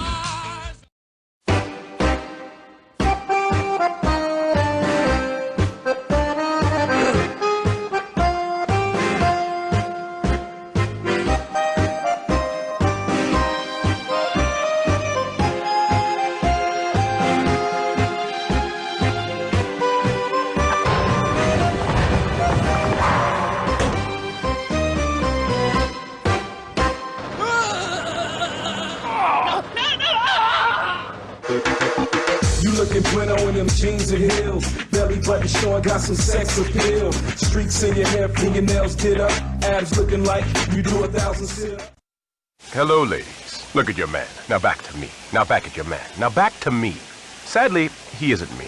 But if he stopped using lady-scented body wash and switched to old school...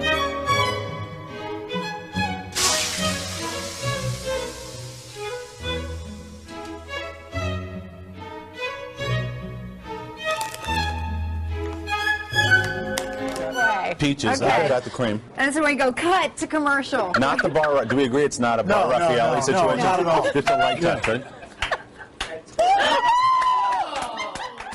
Let's look at another quote. Quote, "The goal of abolishing the white race is on its face so desirable that some may find it hard to believe that it could incur any opposition other than from committed white supremacists.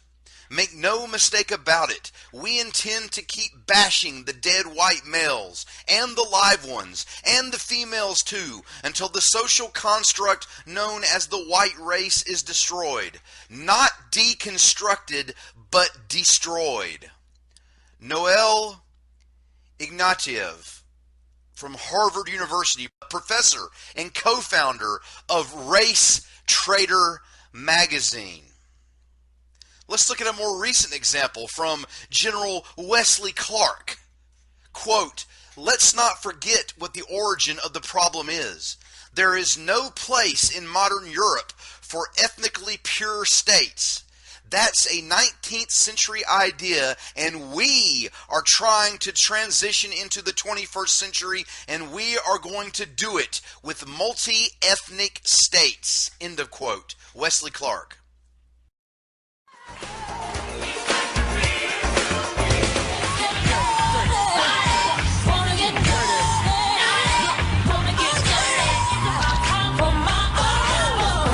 What?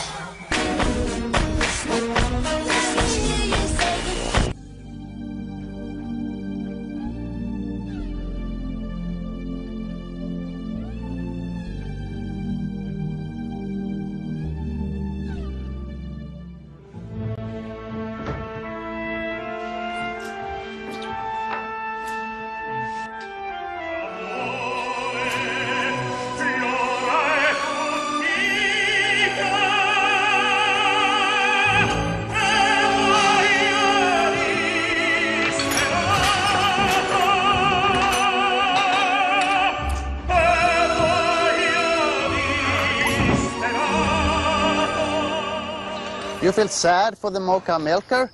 That is because you're crazy. Tacky items can easily be replaced with better IKEA. What, you're leaving? When it comes to guys who refuse to wear condoms, I have a little speech prepared that goes something like this. Look, guy I almost slept with, I like you a lot. You're smart, /funny, /charming, and/or good-looking, and a moment ago I wanted to do things to you, the likes of which are usually only reserved for fake letters in dirty magazines. But when it comes to having sex, I have but one rule, just one. You gotta use a ticket if you want to ride the ride. One of Hollywood's hottest couples, Kim Kardashian and Kanye West, rang in 2013 Vegas style, celebrating a new year and a new edition.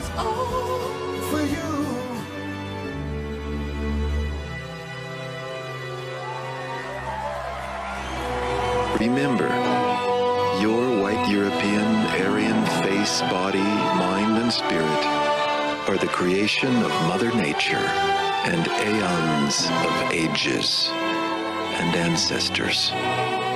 The product of nature and the creation of God. They are also the creation of your beautiful, wise, sacrificing ancestors who worked and sacrificed to give you what you have today.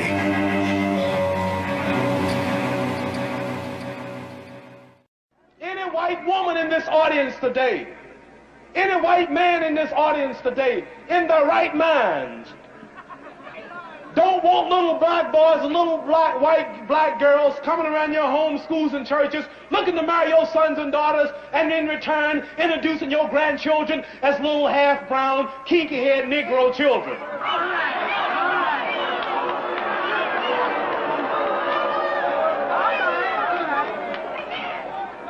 No intelligent black man in this audience, no intelligent black woman in this audience want little white boys and little white girls coming to marry their sons and daughters, and in return introducing your grandchildren as little half-white, green-eyed, blonde-haired Negroes. We're not seeking to lose our identity in blood mixing. We don't hate you. We don't hate those of you who are white. We just want to stay black. Further, the different peoples are the product of centuries and centuries of ancestral wisdom, ancestral choice, ancestral selection, and our white bodies and minds reflect ancestral values about who has character and what is beautiful. Every Aryan white woman has generations of grandmothers behind her who looked quite like her, and handsome white European fathers required to make her what she is. Those grandfathers and grandmothers chose each other with a particular eye and for particular heart reasons and aesthetic reasons and spiritual reasons. She is the unique and beautiful fruit of all those eons of ancestral choice and feeling.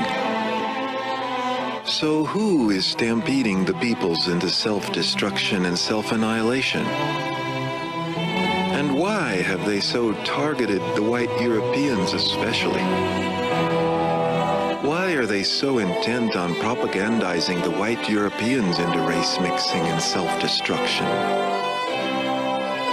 Why do they present that idea everywhere now in their media, making miscegenation seem cool, enlightened, and progressive? The people who are doing this are a people with a strong belief in their own separateness. The people who want the white race to end are a people who feel they have stood in their way. Don't cooperate with these people. Reject their race-mixing agenda for white people. All right. Peace and shalom, family. How's everybody doing? Hope all is well. And in this particular video today, I will be sharing my sentiments pertaining to the interracial agenda. Okay? My people are destroyed for the lack of knowledge. Okay? Hosea chapter 4, verse 6. One of my favorite scriptures within the whole Bible. Okay, and the scriptures resonate with a lot of us, even people who don't subscribe to the Bible, because we see at an alarming rate our people being destroyed and perishing for the lack of knowledge.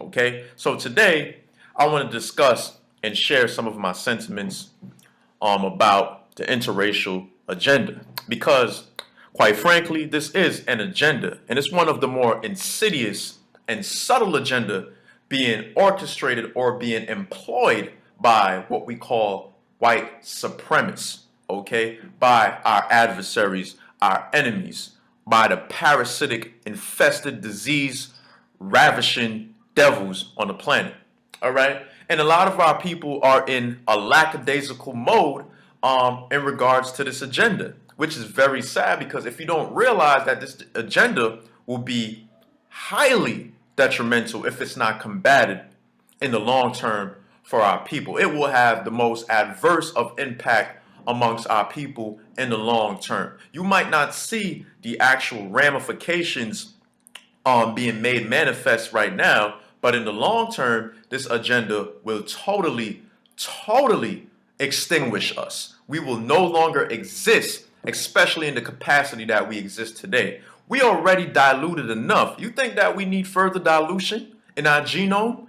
All dilution entails is confusion, because the more you dilute, the more you mix, and the more you become indistinguishable. So black people, especially Negroes in America, in the United States, have been diluted, have been genetically modified. So much so that we now accept interracial breeding or interbreeding with everybody else, including those who are non-whites, because it doesn't only pertain to people who are so-called white. It also pertains to the ones we call exotic types, or the multiracial ethnicities, or the people of multiracial descent. This is what we see running rampant right now in the media. The media has now been propagating the exotics. You see a lot of our brothers now gravitating towards those who look more in between, those who look a little bit foreign and a little black and a little Asian, etc., etc., etc. It's no longer your blonde hair, blue eye, skinny model white girl. It is your so-called ones who look a little bit indigenous, a little bit African, yet they will still have these foreign features represented in their phenotype in terms of their lips, their skin, or their hair texture. All right. So this video, I will be discussing the interracial agenda, and it really saddens me that the conscious community in particular has not addressed this agenda in the capacity that they should address this agenda, as if this agenda is not one of the more wicked and subtle machinations that white supremacy is employing against our people so that they can totally extinguish and obliterate us from off the face of the earth. All right. And they're not even doing it physically.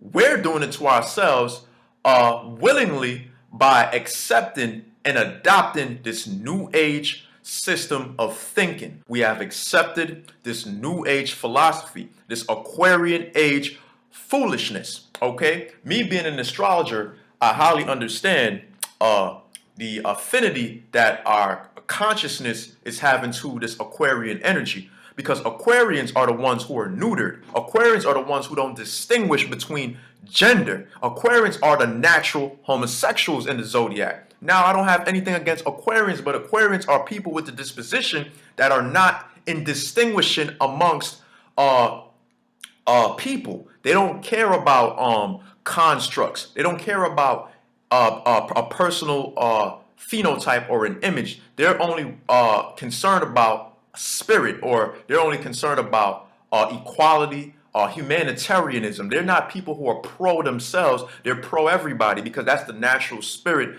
of an Aquarian, especially a person who doesn't have other elements and placements in their natal chart neutralizing all that Aquarian force, because this is who the Aquarians are. The Aquarians are the ones who are in advocacy of technology and science, which is why you see a boom and a major propagation in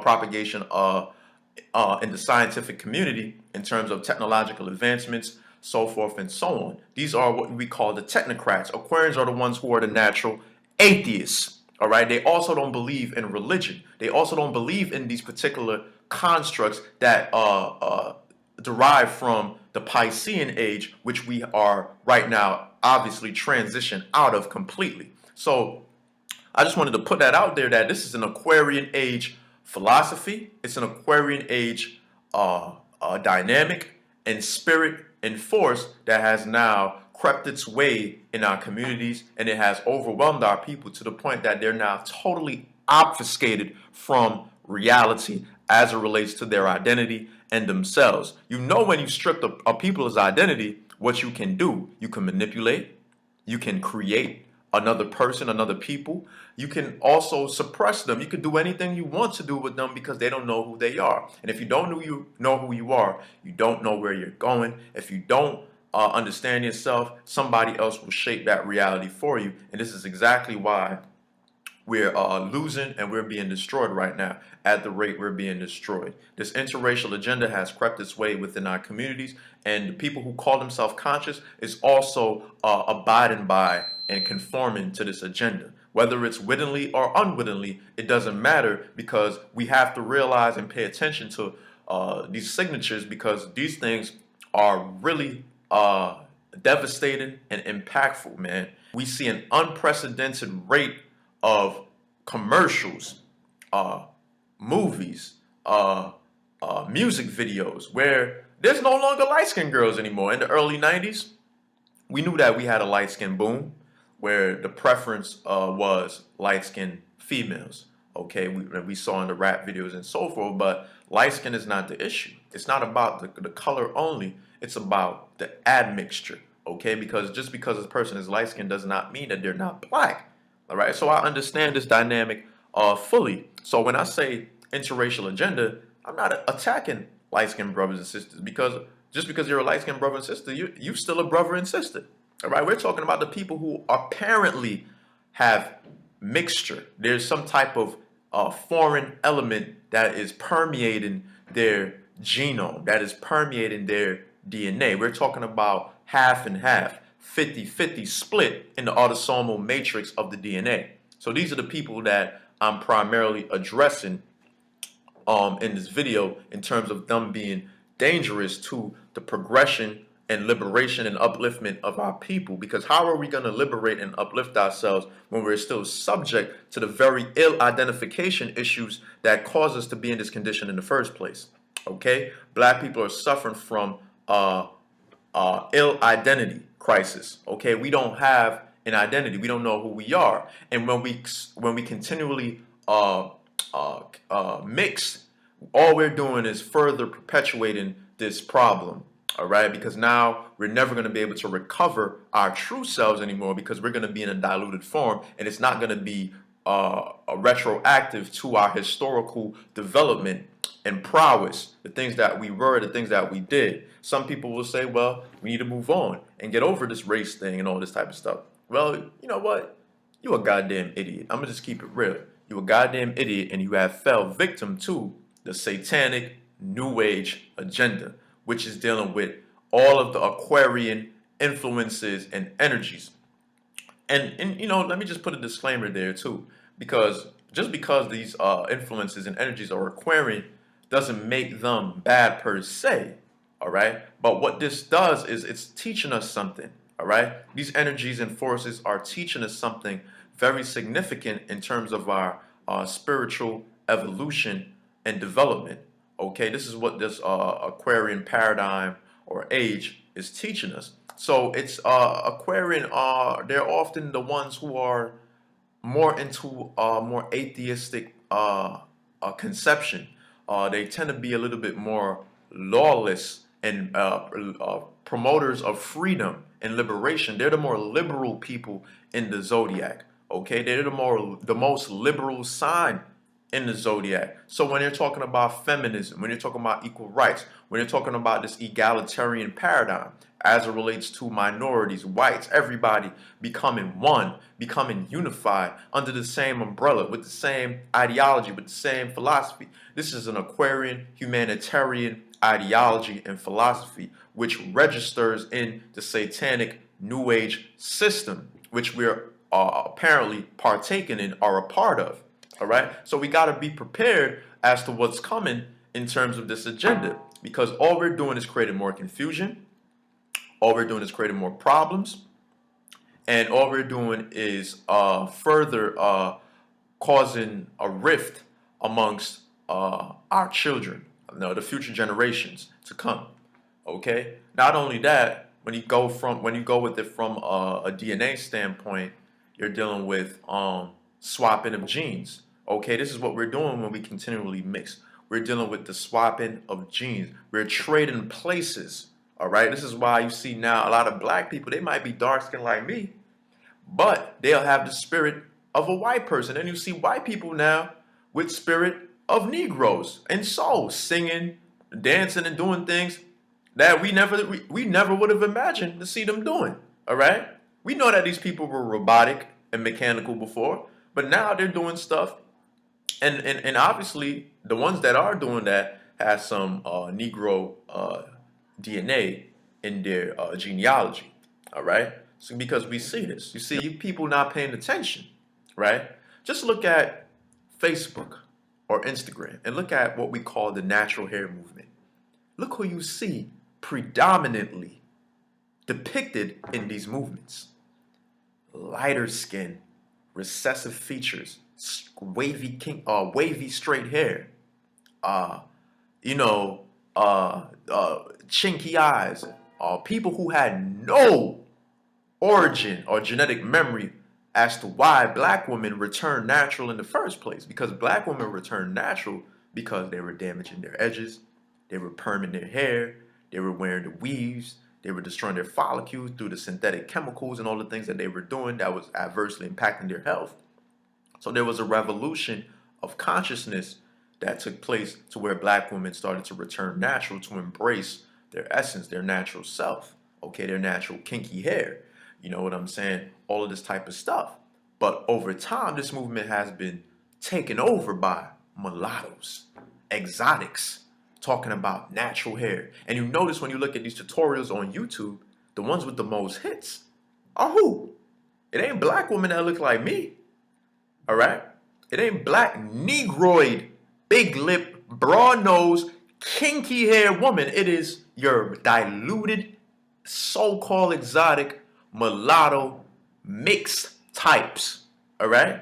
And you see even the black woman, the more pure-blooded black woman, on the comments asking these women, how did you get your hair like that? I want my hair to be like yours. Self-hatred. You see, how can you let a woman who does not share no type of genetic memory, no type of phenotypical expression to you, dictate to you how your hair should look? You see, it's no longer the pure blood, blonde hair, blue-eyed whites that's dictating our realities. It's your mulattoes. It's your mixed people. And this is what we've missed. And this is what the conscious community is not addressing, which I've been, you know, bearing witness to. I've realized for like years now, this has been taking place. All right. This is nothing new. This started in the early 2000s. And over time, it has gained steam to the point where it's now unidentifiable, because we have now amalgamated with this particular philosophy and ideology. So much so that we got family members running around diluted and we don't even know it. And they're all black. We consider them all black because why? They got a little black in them, right? So what we're doing is black is changing. Black is being whitewashed. Black is turned into something else. The natural hair movement has been taken over by mixed breeds, mulattoes, but we call them black, right? The conscious movements. Look at the Hebrew Israelites, the 12 tribes chart. They say we're pro the Most High people and all this type of stuff, but they still have a chart that promotes the interracial agenda. The Moorish community. We're all Moors. Even the white man is a Moor. We created him. Oh, the white man a Moor. Interracial agenda.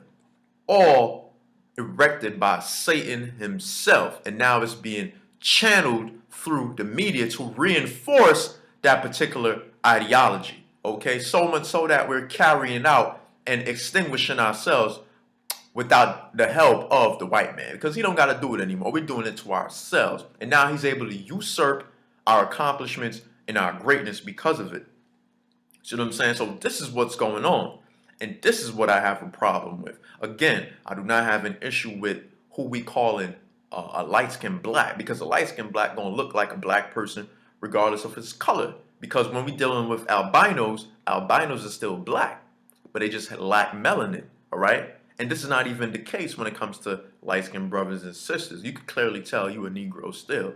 But when it comes to these foreign types that we see in these music videos today, these so-called exotics, the Brazilian, Asian, all these mixtures, man. You know, the Gene Akos and the Carucci and all these people. Who else? Who else? I mean, I can't even go into it right now. There's so much. All right. These are the people we see and promoted right now. The Kim Kardashian and Kanye's and all these people, man. The Kardashian family has made this shit popular. All right, because everybody's trying to be a Kardashian now. They're trying to have mixed babies.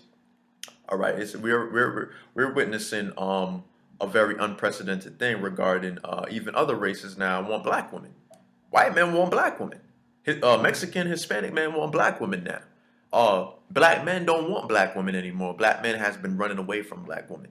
One of the first to be running away from black women. But now you see these other men now picking up that slack and now targeting black women. You know why all this is happening? You see black men, oh, I want that Asian mix, that Japanese and Chinese mixed with black, or that Brazilian, Portuguese mixed with Spanish, or Puerto Rican and Native American mixed with white. Like all this stuff you see going on. And people are proud proud. Oh, I want a mixed child. I want his hair to be like this. I want his eyes to be like this. I want his nose to be like this. People are fucking proud of this shit. This fucking abomination. Our people are proud of this shit. You see what I'm saying? Our people are now proud of it. This is why you know it's satanic. Anything the media propagates and promotes, you run the opposite direction. All right? The homosexual agenda is not our only concern anymore in terms of distinguishing our people. We now have to deal with the interracial agenda. And I'm bringing this to the forefront to our brothers and sisters to acknowledge and understand. And don't try to use scriptures to justify, oh, the Most High ain't worried about color. Again, it is not about color only. In fact, during the time when our ancestors was living in those lands, the vast majority of people were predominantly melanated people. All right, it was up until the time of the Gentiles that white, pale, modern-skinned Neanderthal hybrid Europeans started taking over those land masses after the expulsion of the indigenous inhabitants, the original people of those lands. All right, it was predominantly comprised of black, heavily melanated people. So even when the people married outside of their tribes, or a woman of another nation, or a man, these were still for the most part black people. Okay? So what are you saying? What are you saying? All right? These modern hybrid Europeans are no older, the modern day ones, because you had black Eurasians living in those regions as well. But guess what? They still had some pigment. In fact, the original Aryans, Persians, Greeks, and even Romans were for the most part black until those civilizations became mulatto as well. All right, and you notice when the civilizations culminated into mulatto centricity, or what we call homosexuality, because these are two things that are indicators to the end of a civilization. When homosexuality is at its all-time high, the civilization was on the verge of collapsing. So was mixture, admixture. So here we are again in 2016, and we see the same manifestation. It only indicates that we're on the verge of collapsing. This empire, this great American empire, is on the verge of dying. It's dying out. And they're trying to preserve it artificially. Right? And they're trying to cleave to us by promoting this agenda so that we can mix and mix and mix, so that they can usurp what we should be inheriting in the future. All right? Think about that. What did the scripture say? Right? Think about these things, family. Peace and shalom. Black love and black power. What the average American will look like in 2050 is that by the year 2050, people in America will have intermingled so much that skin color will change and everyone will be a nice tan brown color, and race will become a non-issue. That they use scientific data that shows people are intermingling and having mixed children so much more often that that's going to be the cure to racism. And I don't know, I'm not comfortable with having to wait until the year 2050 to have overcome the systems of oppression, which I don't think will be solved by people having more and more mixed relationships. Articles like this use statistics about mixed marriages to show that we are moving past racism and that racism is becoming a non-issue. That couldn't be more false. Just because more and more people are getting into mixed race marriages doesn't mean that race is becoming less of an issue in our society. It's still as big of an issue as it's ever been in American society and in humanity as a whole. I don't understand why I have to wait until the year 2050 to feel like people of color are just as valued as everyone else. We are living in a country where everybody wants to be in an interracial relationship. Now something is going on with that, because it ain't no coincidence how 1 minute America is racist as hell and next minute they promoting interracial couples on every TV show. Because the thing is, man, it's really starting to piss me off, man. Like, everywhere you go, you see interracial couples, you know what I'm saying? And it ain't nothing wrong with it, but damn, it's just like every black person wanna be in an interracial relationship. Maybe it's because you hate what you see and you hate what you are, so you want to be something else. You know what I'm saying? Mixed people are not black, and I'm tired of people referring to them as black. Let me point something out to you. If you take the color yellow and you take the color blue and you mix them together, you will not have yellow or blue. You'll have green. If you mix two dogs, a Doberman Pinscher and a German Shepherd, you will not have a Doberman Pinscher or German Shepherd. You'd have a mix. In every other thing in life, when we mix the two things, we call it something different. We don't call it one or the other one. Fruit, colors, everything you can think of, once it is mixed, it no longer remains what it's mixed with. It becomes something new. But for some reason, in the black community, we accept other people's trash. Now, I'm not trying to disparage mixed people at all, but you have to wonder, why is it that white people, if a person's mixed with black and white, they are called black but not white? Why is it that white people, the white family, does not accept them as being white, but black people accept them as being black? But these black women hate themselves so much that they'll put in weave and tell you that it is their natural texture of their hair. Then when you find out it's weave, they'll tell you you wrong for saying something about it.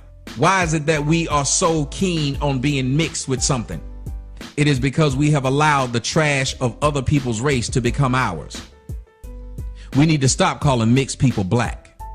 Because if you don't understand what that says, it says that your race is trash, that you accept everyone's trash. Black people are like we are going to a garage sale and picking up everything we can from other people and looking at it like it was the best, freshest, and brand newest thing ever when we put it in our house, when they're trying to get rid of it. White people don't claim mixed people, and I'm telling you now, the first time a woman tell me she mixed will be the last time I'll ever hear her say she black, because you can't be both. Why is it that most of the black models, especially the dark-skinned ones, they got this big, huge, long weave in their head that looks nothing like the natural growing hair that would come out of black people? These are the questions that we got to ask ourselves. Why is it that the only time these black women are beautiful when they got weaves and perms?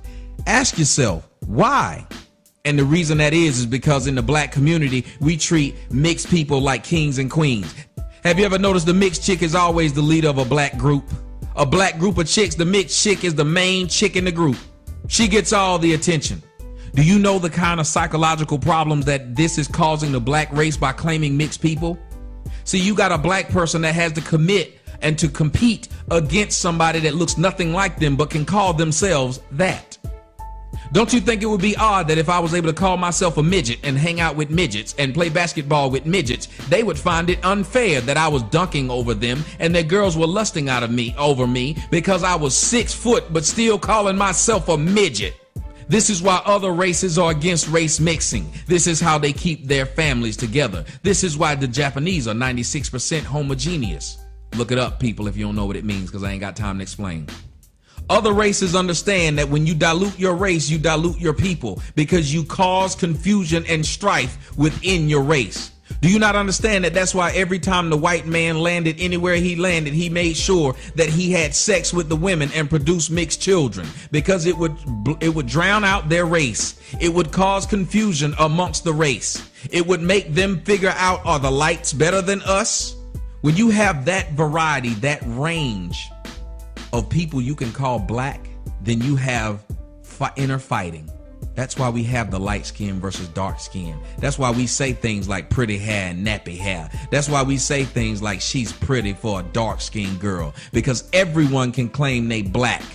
This is the problem in the black community. Once we allow this race mixing to just permeate our society, and again, I don't have anything against mixed people. I don't think there's anything wrong with them. But white people are proud to be white, and they wake up every damn day proud to be white, and black folks don't do it. We wake up every day trying to claim any other race other than our own. We don't get up saying I'm proud to be black, I'm proud to look black, I'm just black, damn it. White people wake up every day and say this white shit is the bomb. You notice the only people who are proud to be black are mixed people? This video right here is to answer the questions that people keep asking me for whatever reason. how do I feel about interracial dating?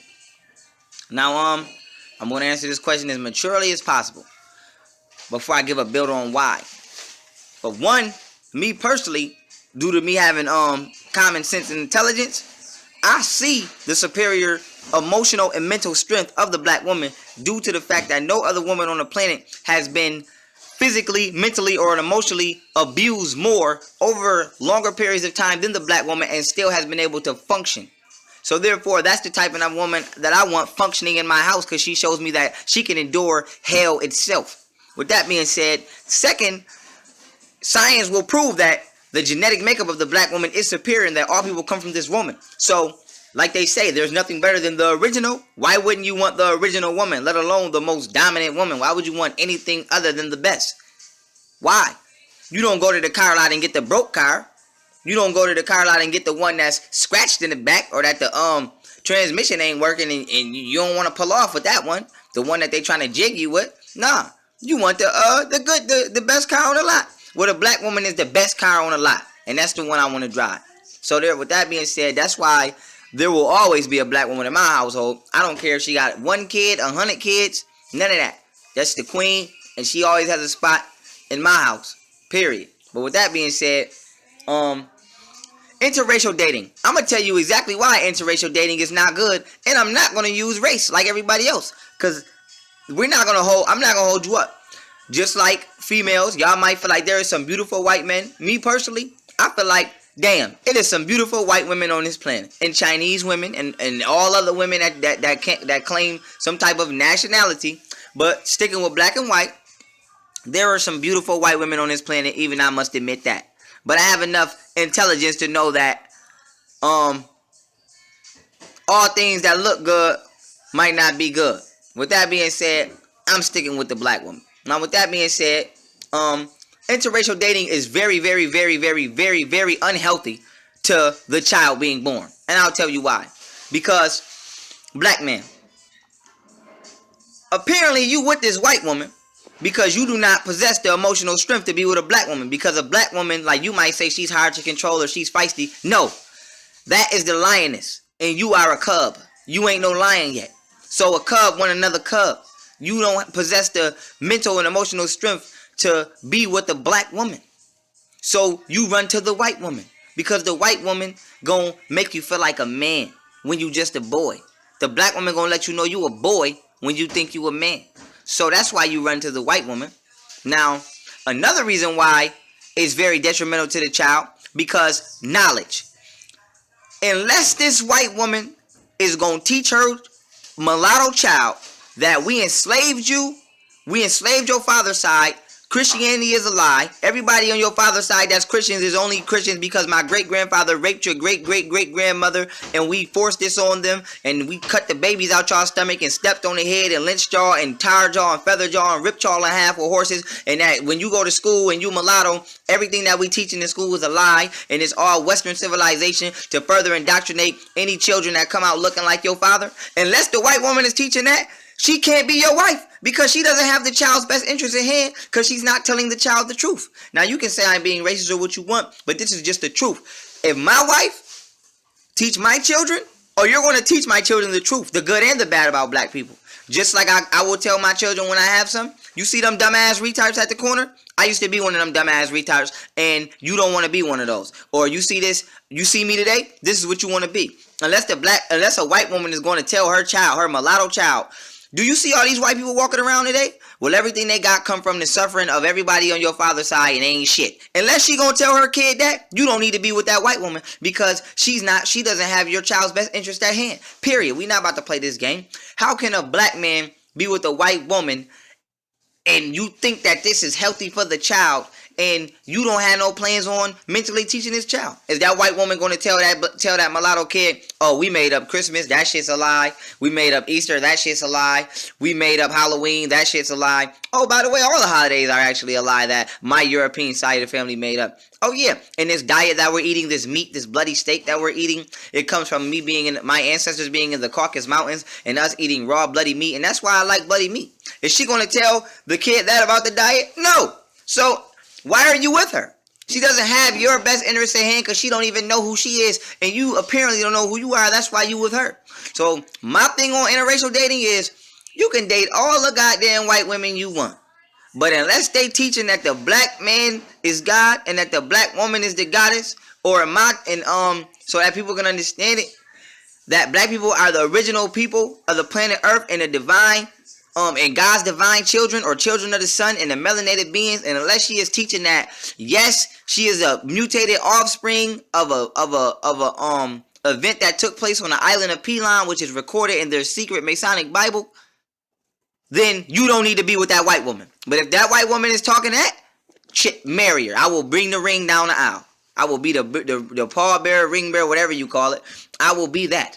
If she's keeping it real like that, shit, I might need her because some of these black women ain't keeping it real like that. Some of these Christian black women. But with that being said, if the white woman ain't on it telling the truth like that about where she come from and about what's really going on in the world, you don't need to be with her because ain't no illusion in the world worth living in that much. Ain't no lie worth believing in that much. Oh, I love her and she loved me. So I loved a lot of motherfuckers and they stabbed me right in the back. Love is one element of a relationship. You think love automatically includes loyalty? It automatically includes trust? No. How many people you know love their man and is doing 25 to life right now because he told? How many black women you know love their man and is heartbroken because he cheated on them? Probably with the white woman. But it's like, love is just one half, people. I love black people. But I can't, that don't mean that they love me back. That don't mean that they love me for this truth. I'm trying to help my people and they don't even understand that. So let alone you with a white woman and you gonna look this white woman in her face and tell her, listen, I'm God and your people is hiding this science.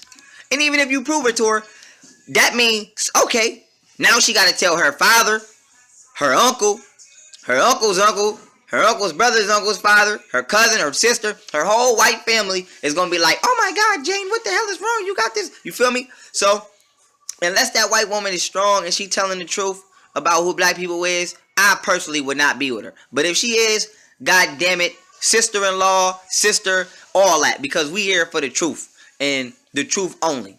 And like I said, interracial relationships will never work, never, ever, ever in the history of history work unless the white woman is telling the same truth that the black man is supposed to be telling. Peace.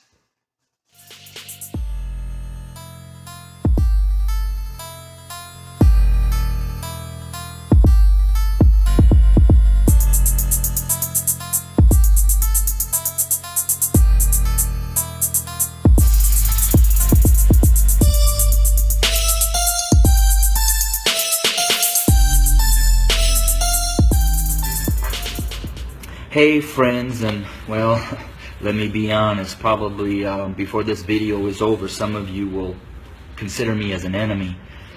But I wanted to share a couple minutes about my thoughts, not only on the tragedies that we have been experiencing over these past months, and especially these last couple of days with the shootings of our black men, but what I'm coming to learn over my 23-year journey of being a white man, living and ministering amongst my black family here in several inner cities of Chicago. And I'm going to speak very black and white because, let's be honest, it's a black and white issue. I want to take you to the book of Exodus, chapter 1, and I wanted to share a little bit of what took place prior to the rise of Moses. When I read that, it talked about that the Pharaoh became concerned and very fearful that the Hebrew slaves were growing in number and in power. So in order to maintain their oppression, he put upon them great labor. He put upon the Hebrew slaves cruelty to keep them down. However, they still grew. And so he brought together some midwives and he instructed them that when a Hebrew boy was born, kill him. Well, these midwives did not follow, and the Hebrew slaves continued to grow. Eventually, the Pharaoh became so hatred and towards those Hebrew slaves that he made a decree. He put out an order that male baby boy Hebrew slaves were to be killed by casting them into the Nile River. Let's look at America. We brought blacks into this country as slaves. We never intended them to be anything other than a slave. But they began to grow in number and in power, and eventually they fought their way to some freedom. So we became even more cruel, and to keep our black Americans down, we lynched. But yet they rose. So then we used the welfare system, the criminal justice system, to keep them down, to contain them, to destroy them. But yet they rose, and they're rising. Then we built prisons and jails to hold them. Yet they rose. And so now we are doing exactly what the Pharaoh did at the end, sending out a decree: kill them. So until we admit that when we wrote this Constitution that all men are created equal, that we never intended to include our black brothers and sisters, our nation may end up facing exactly what the Egyptians faced when they refused to let God's people go. So I'm going to say this to my white fellow Americans, that the bloodshed that is on its way is not on the hands of our fellow black Americans, but is on our hands. We are the ones that are refusing to let God's people go. We are the ones that are refusing to acknowledge that we do not value our black brothers and sisters as equal individuals or equal Americans as us white men. And to my black brothers and sisters, the racial issues, as I've said, have been there from the very foundation. But why do we see it more? Because there's a shifting. See, us white men have been at the head since the foundation. But we've had a black president. And you know, we've done everything in our power to keep him from really changing things. Now we have another minority rising to the top, a white female. What does that say? Those of us who are white men who have been at the head are now starting to see and fear that we are going to become the tail. And we know what we've done to you. And so now we're fearful that you're going to do to us what we have done to you. But I will say this. I've lived in a black community for 23 years. I've never been treated the way that this country has treated my black Americans. So I call out my white Americans to say we better heed, repent, acknowledge, and change. Because if we don't, I just want to again say this: the bloodshed that we will experience is on our hands, not the hands of our fellow black Americans. I welcome your comments. I welcome your feedback. Hit me up on Facebook or go to my webpage at www.studio2911.org. Again, that's studio2911.org. I don't necessarily know the answer, except for us white Americans need to repent Acknowledge the lies that we have taught. Acknowledge our value system of equality. It is not here, and it does not include our black brothers and sisters. And we need to change, and we need to change now. Thanks for your time.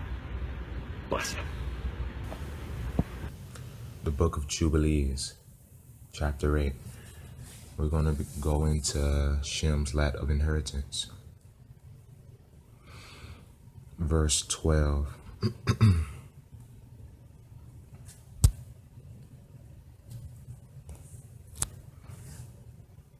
And there came forth on writing as Shem's lot the middle of the earth, which he should take as an inheritance for himself and for his sons for the generations of eternity.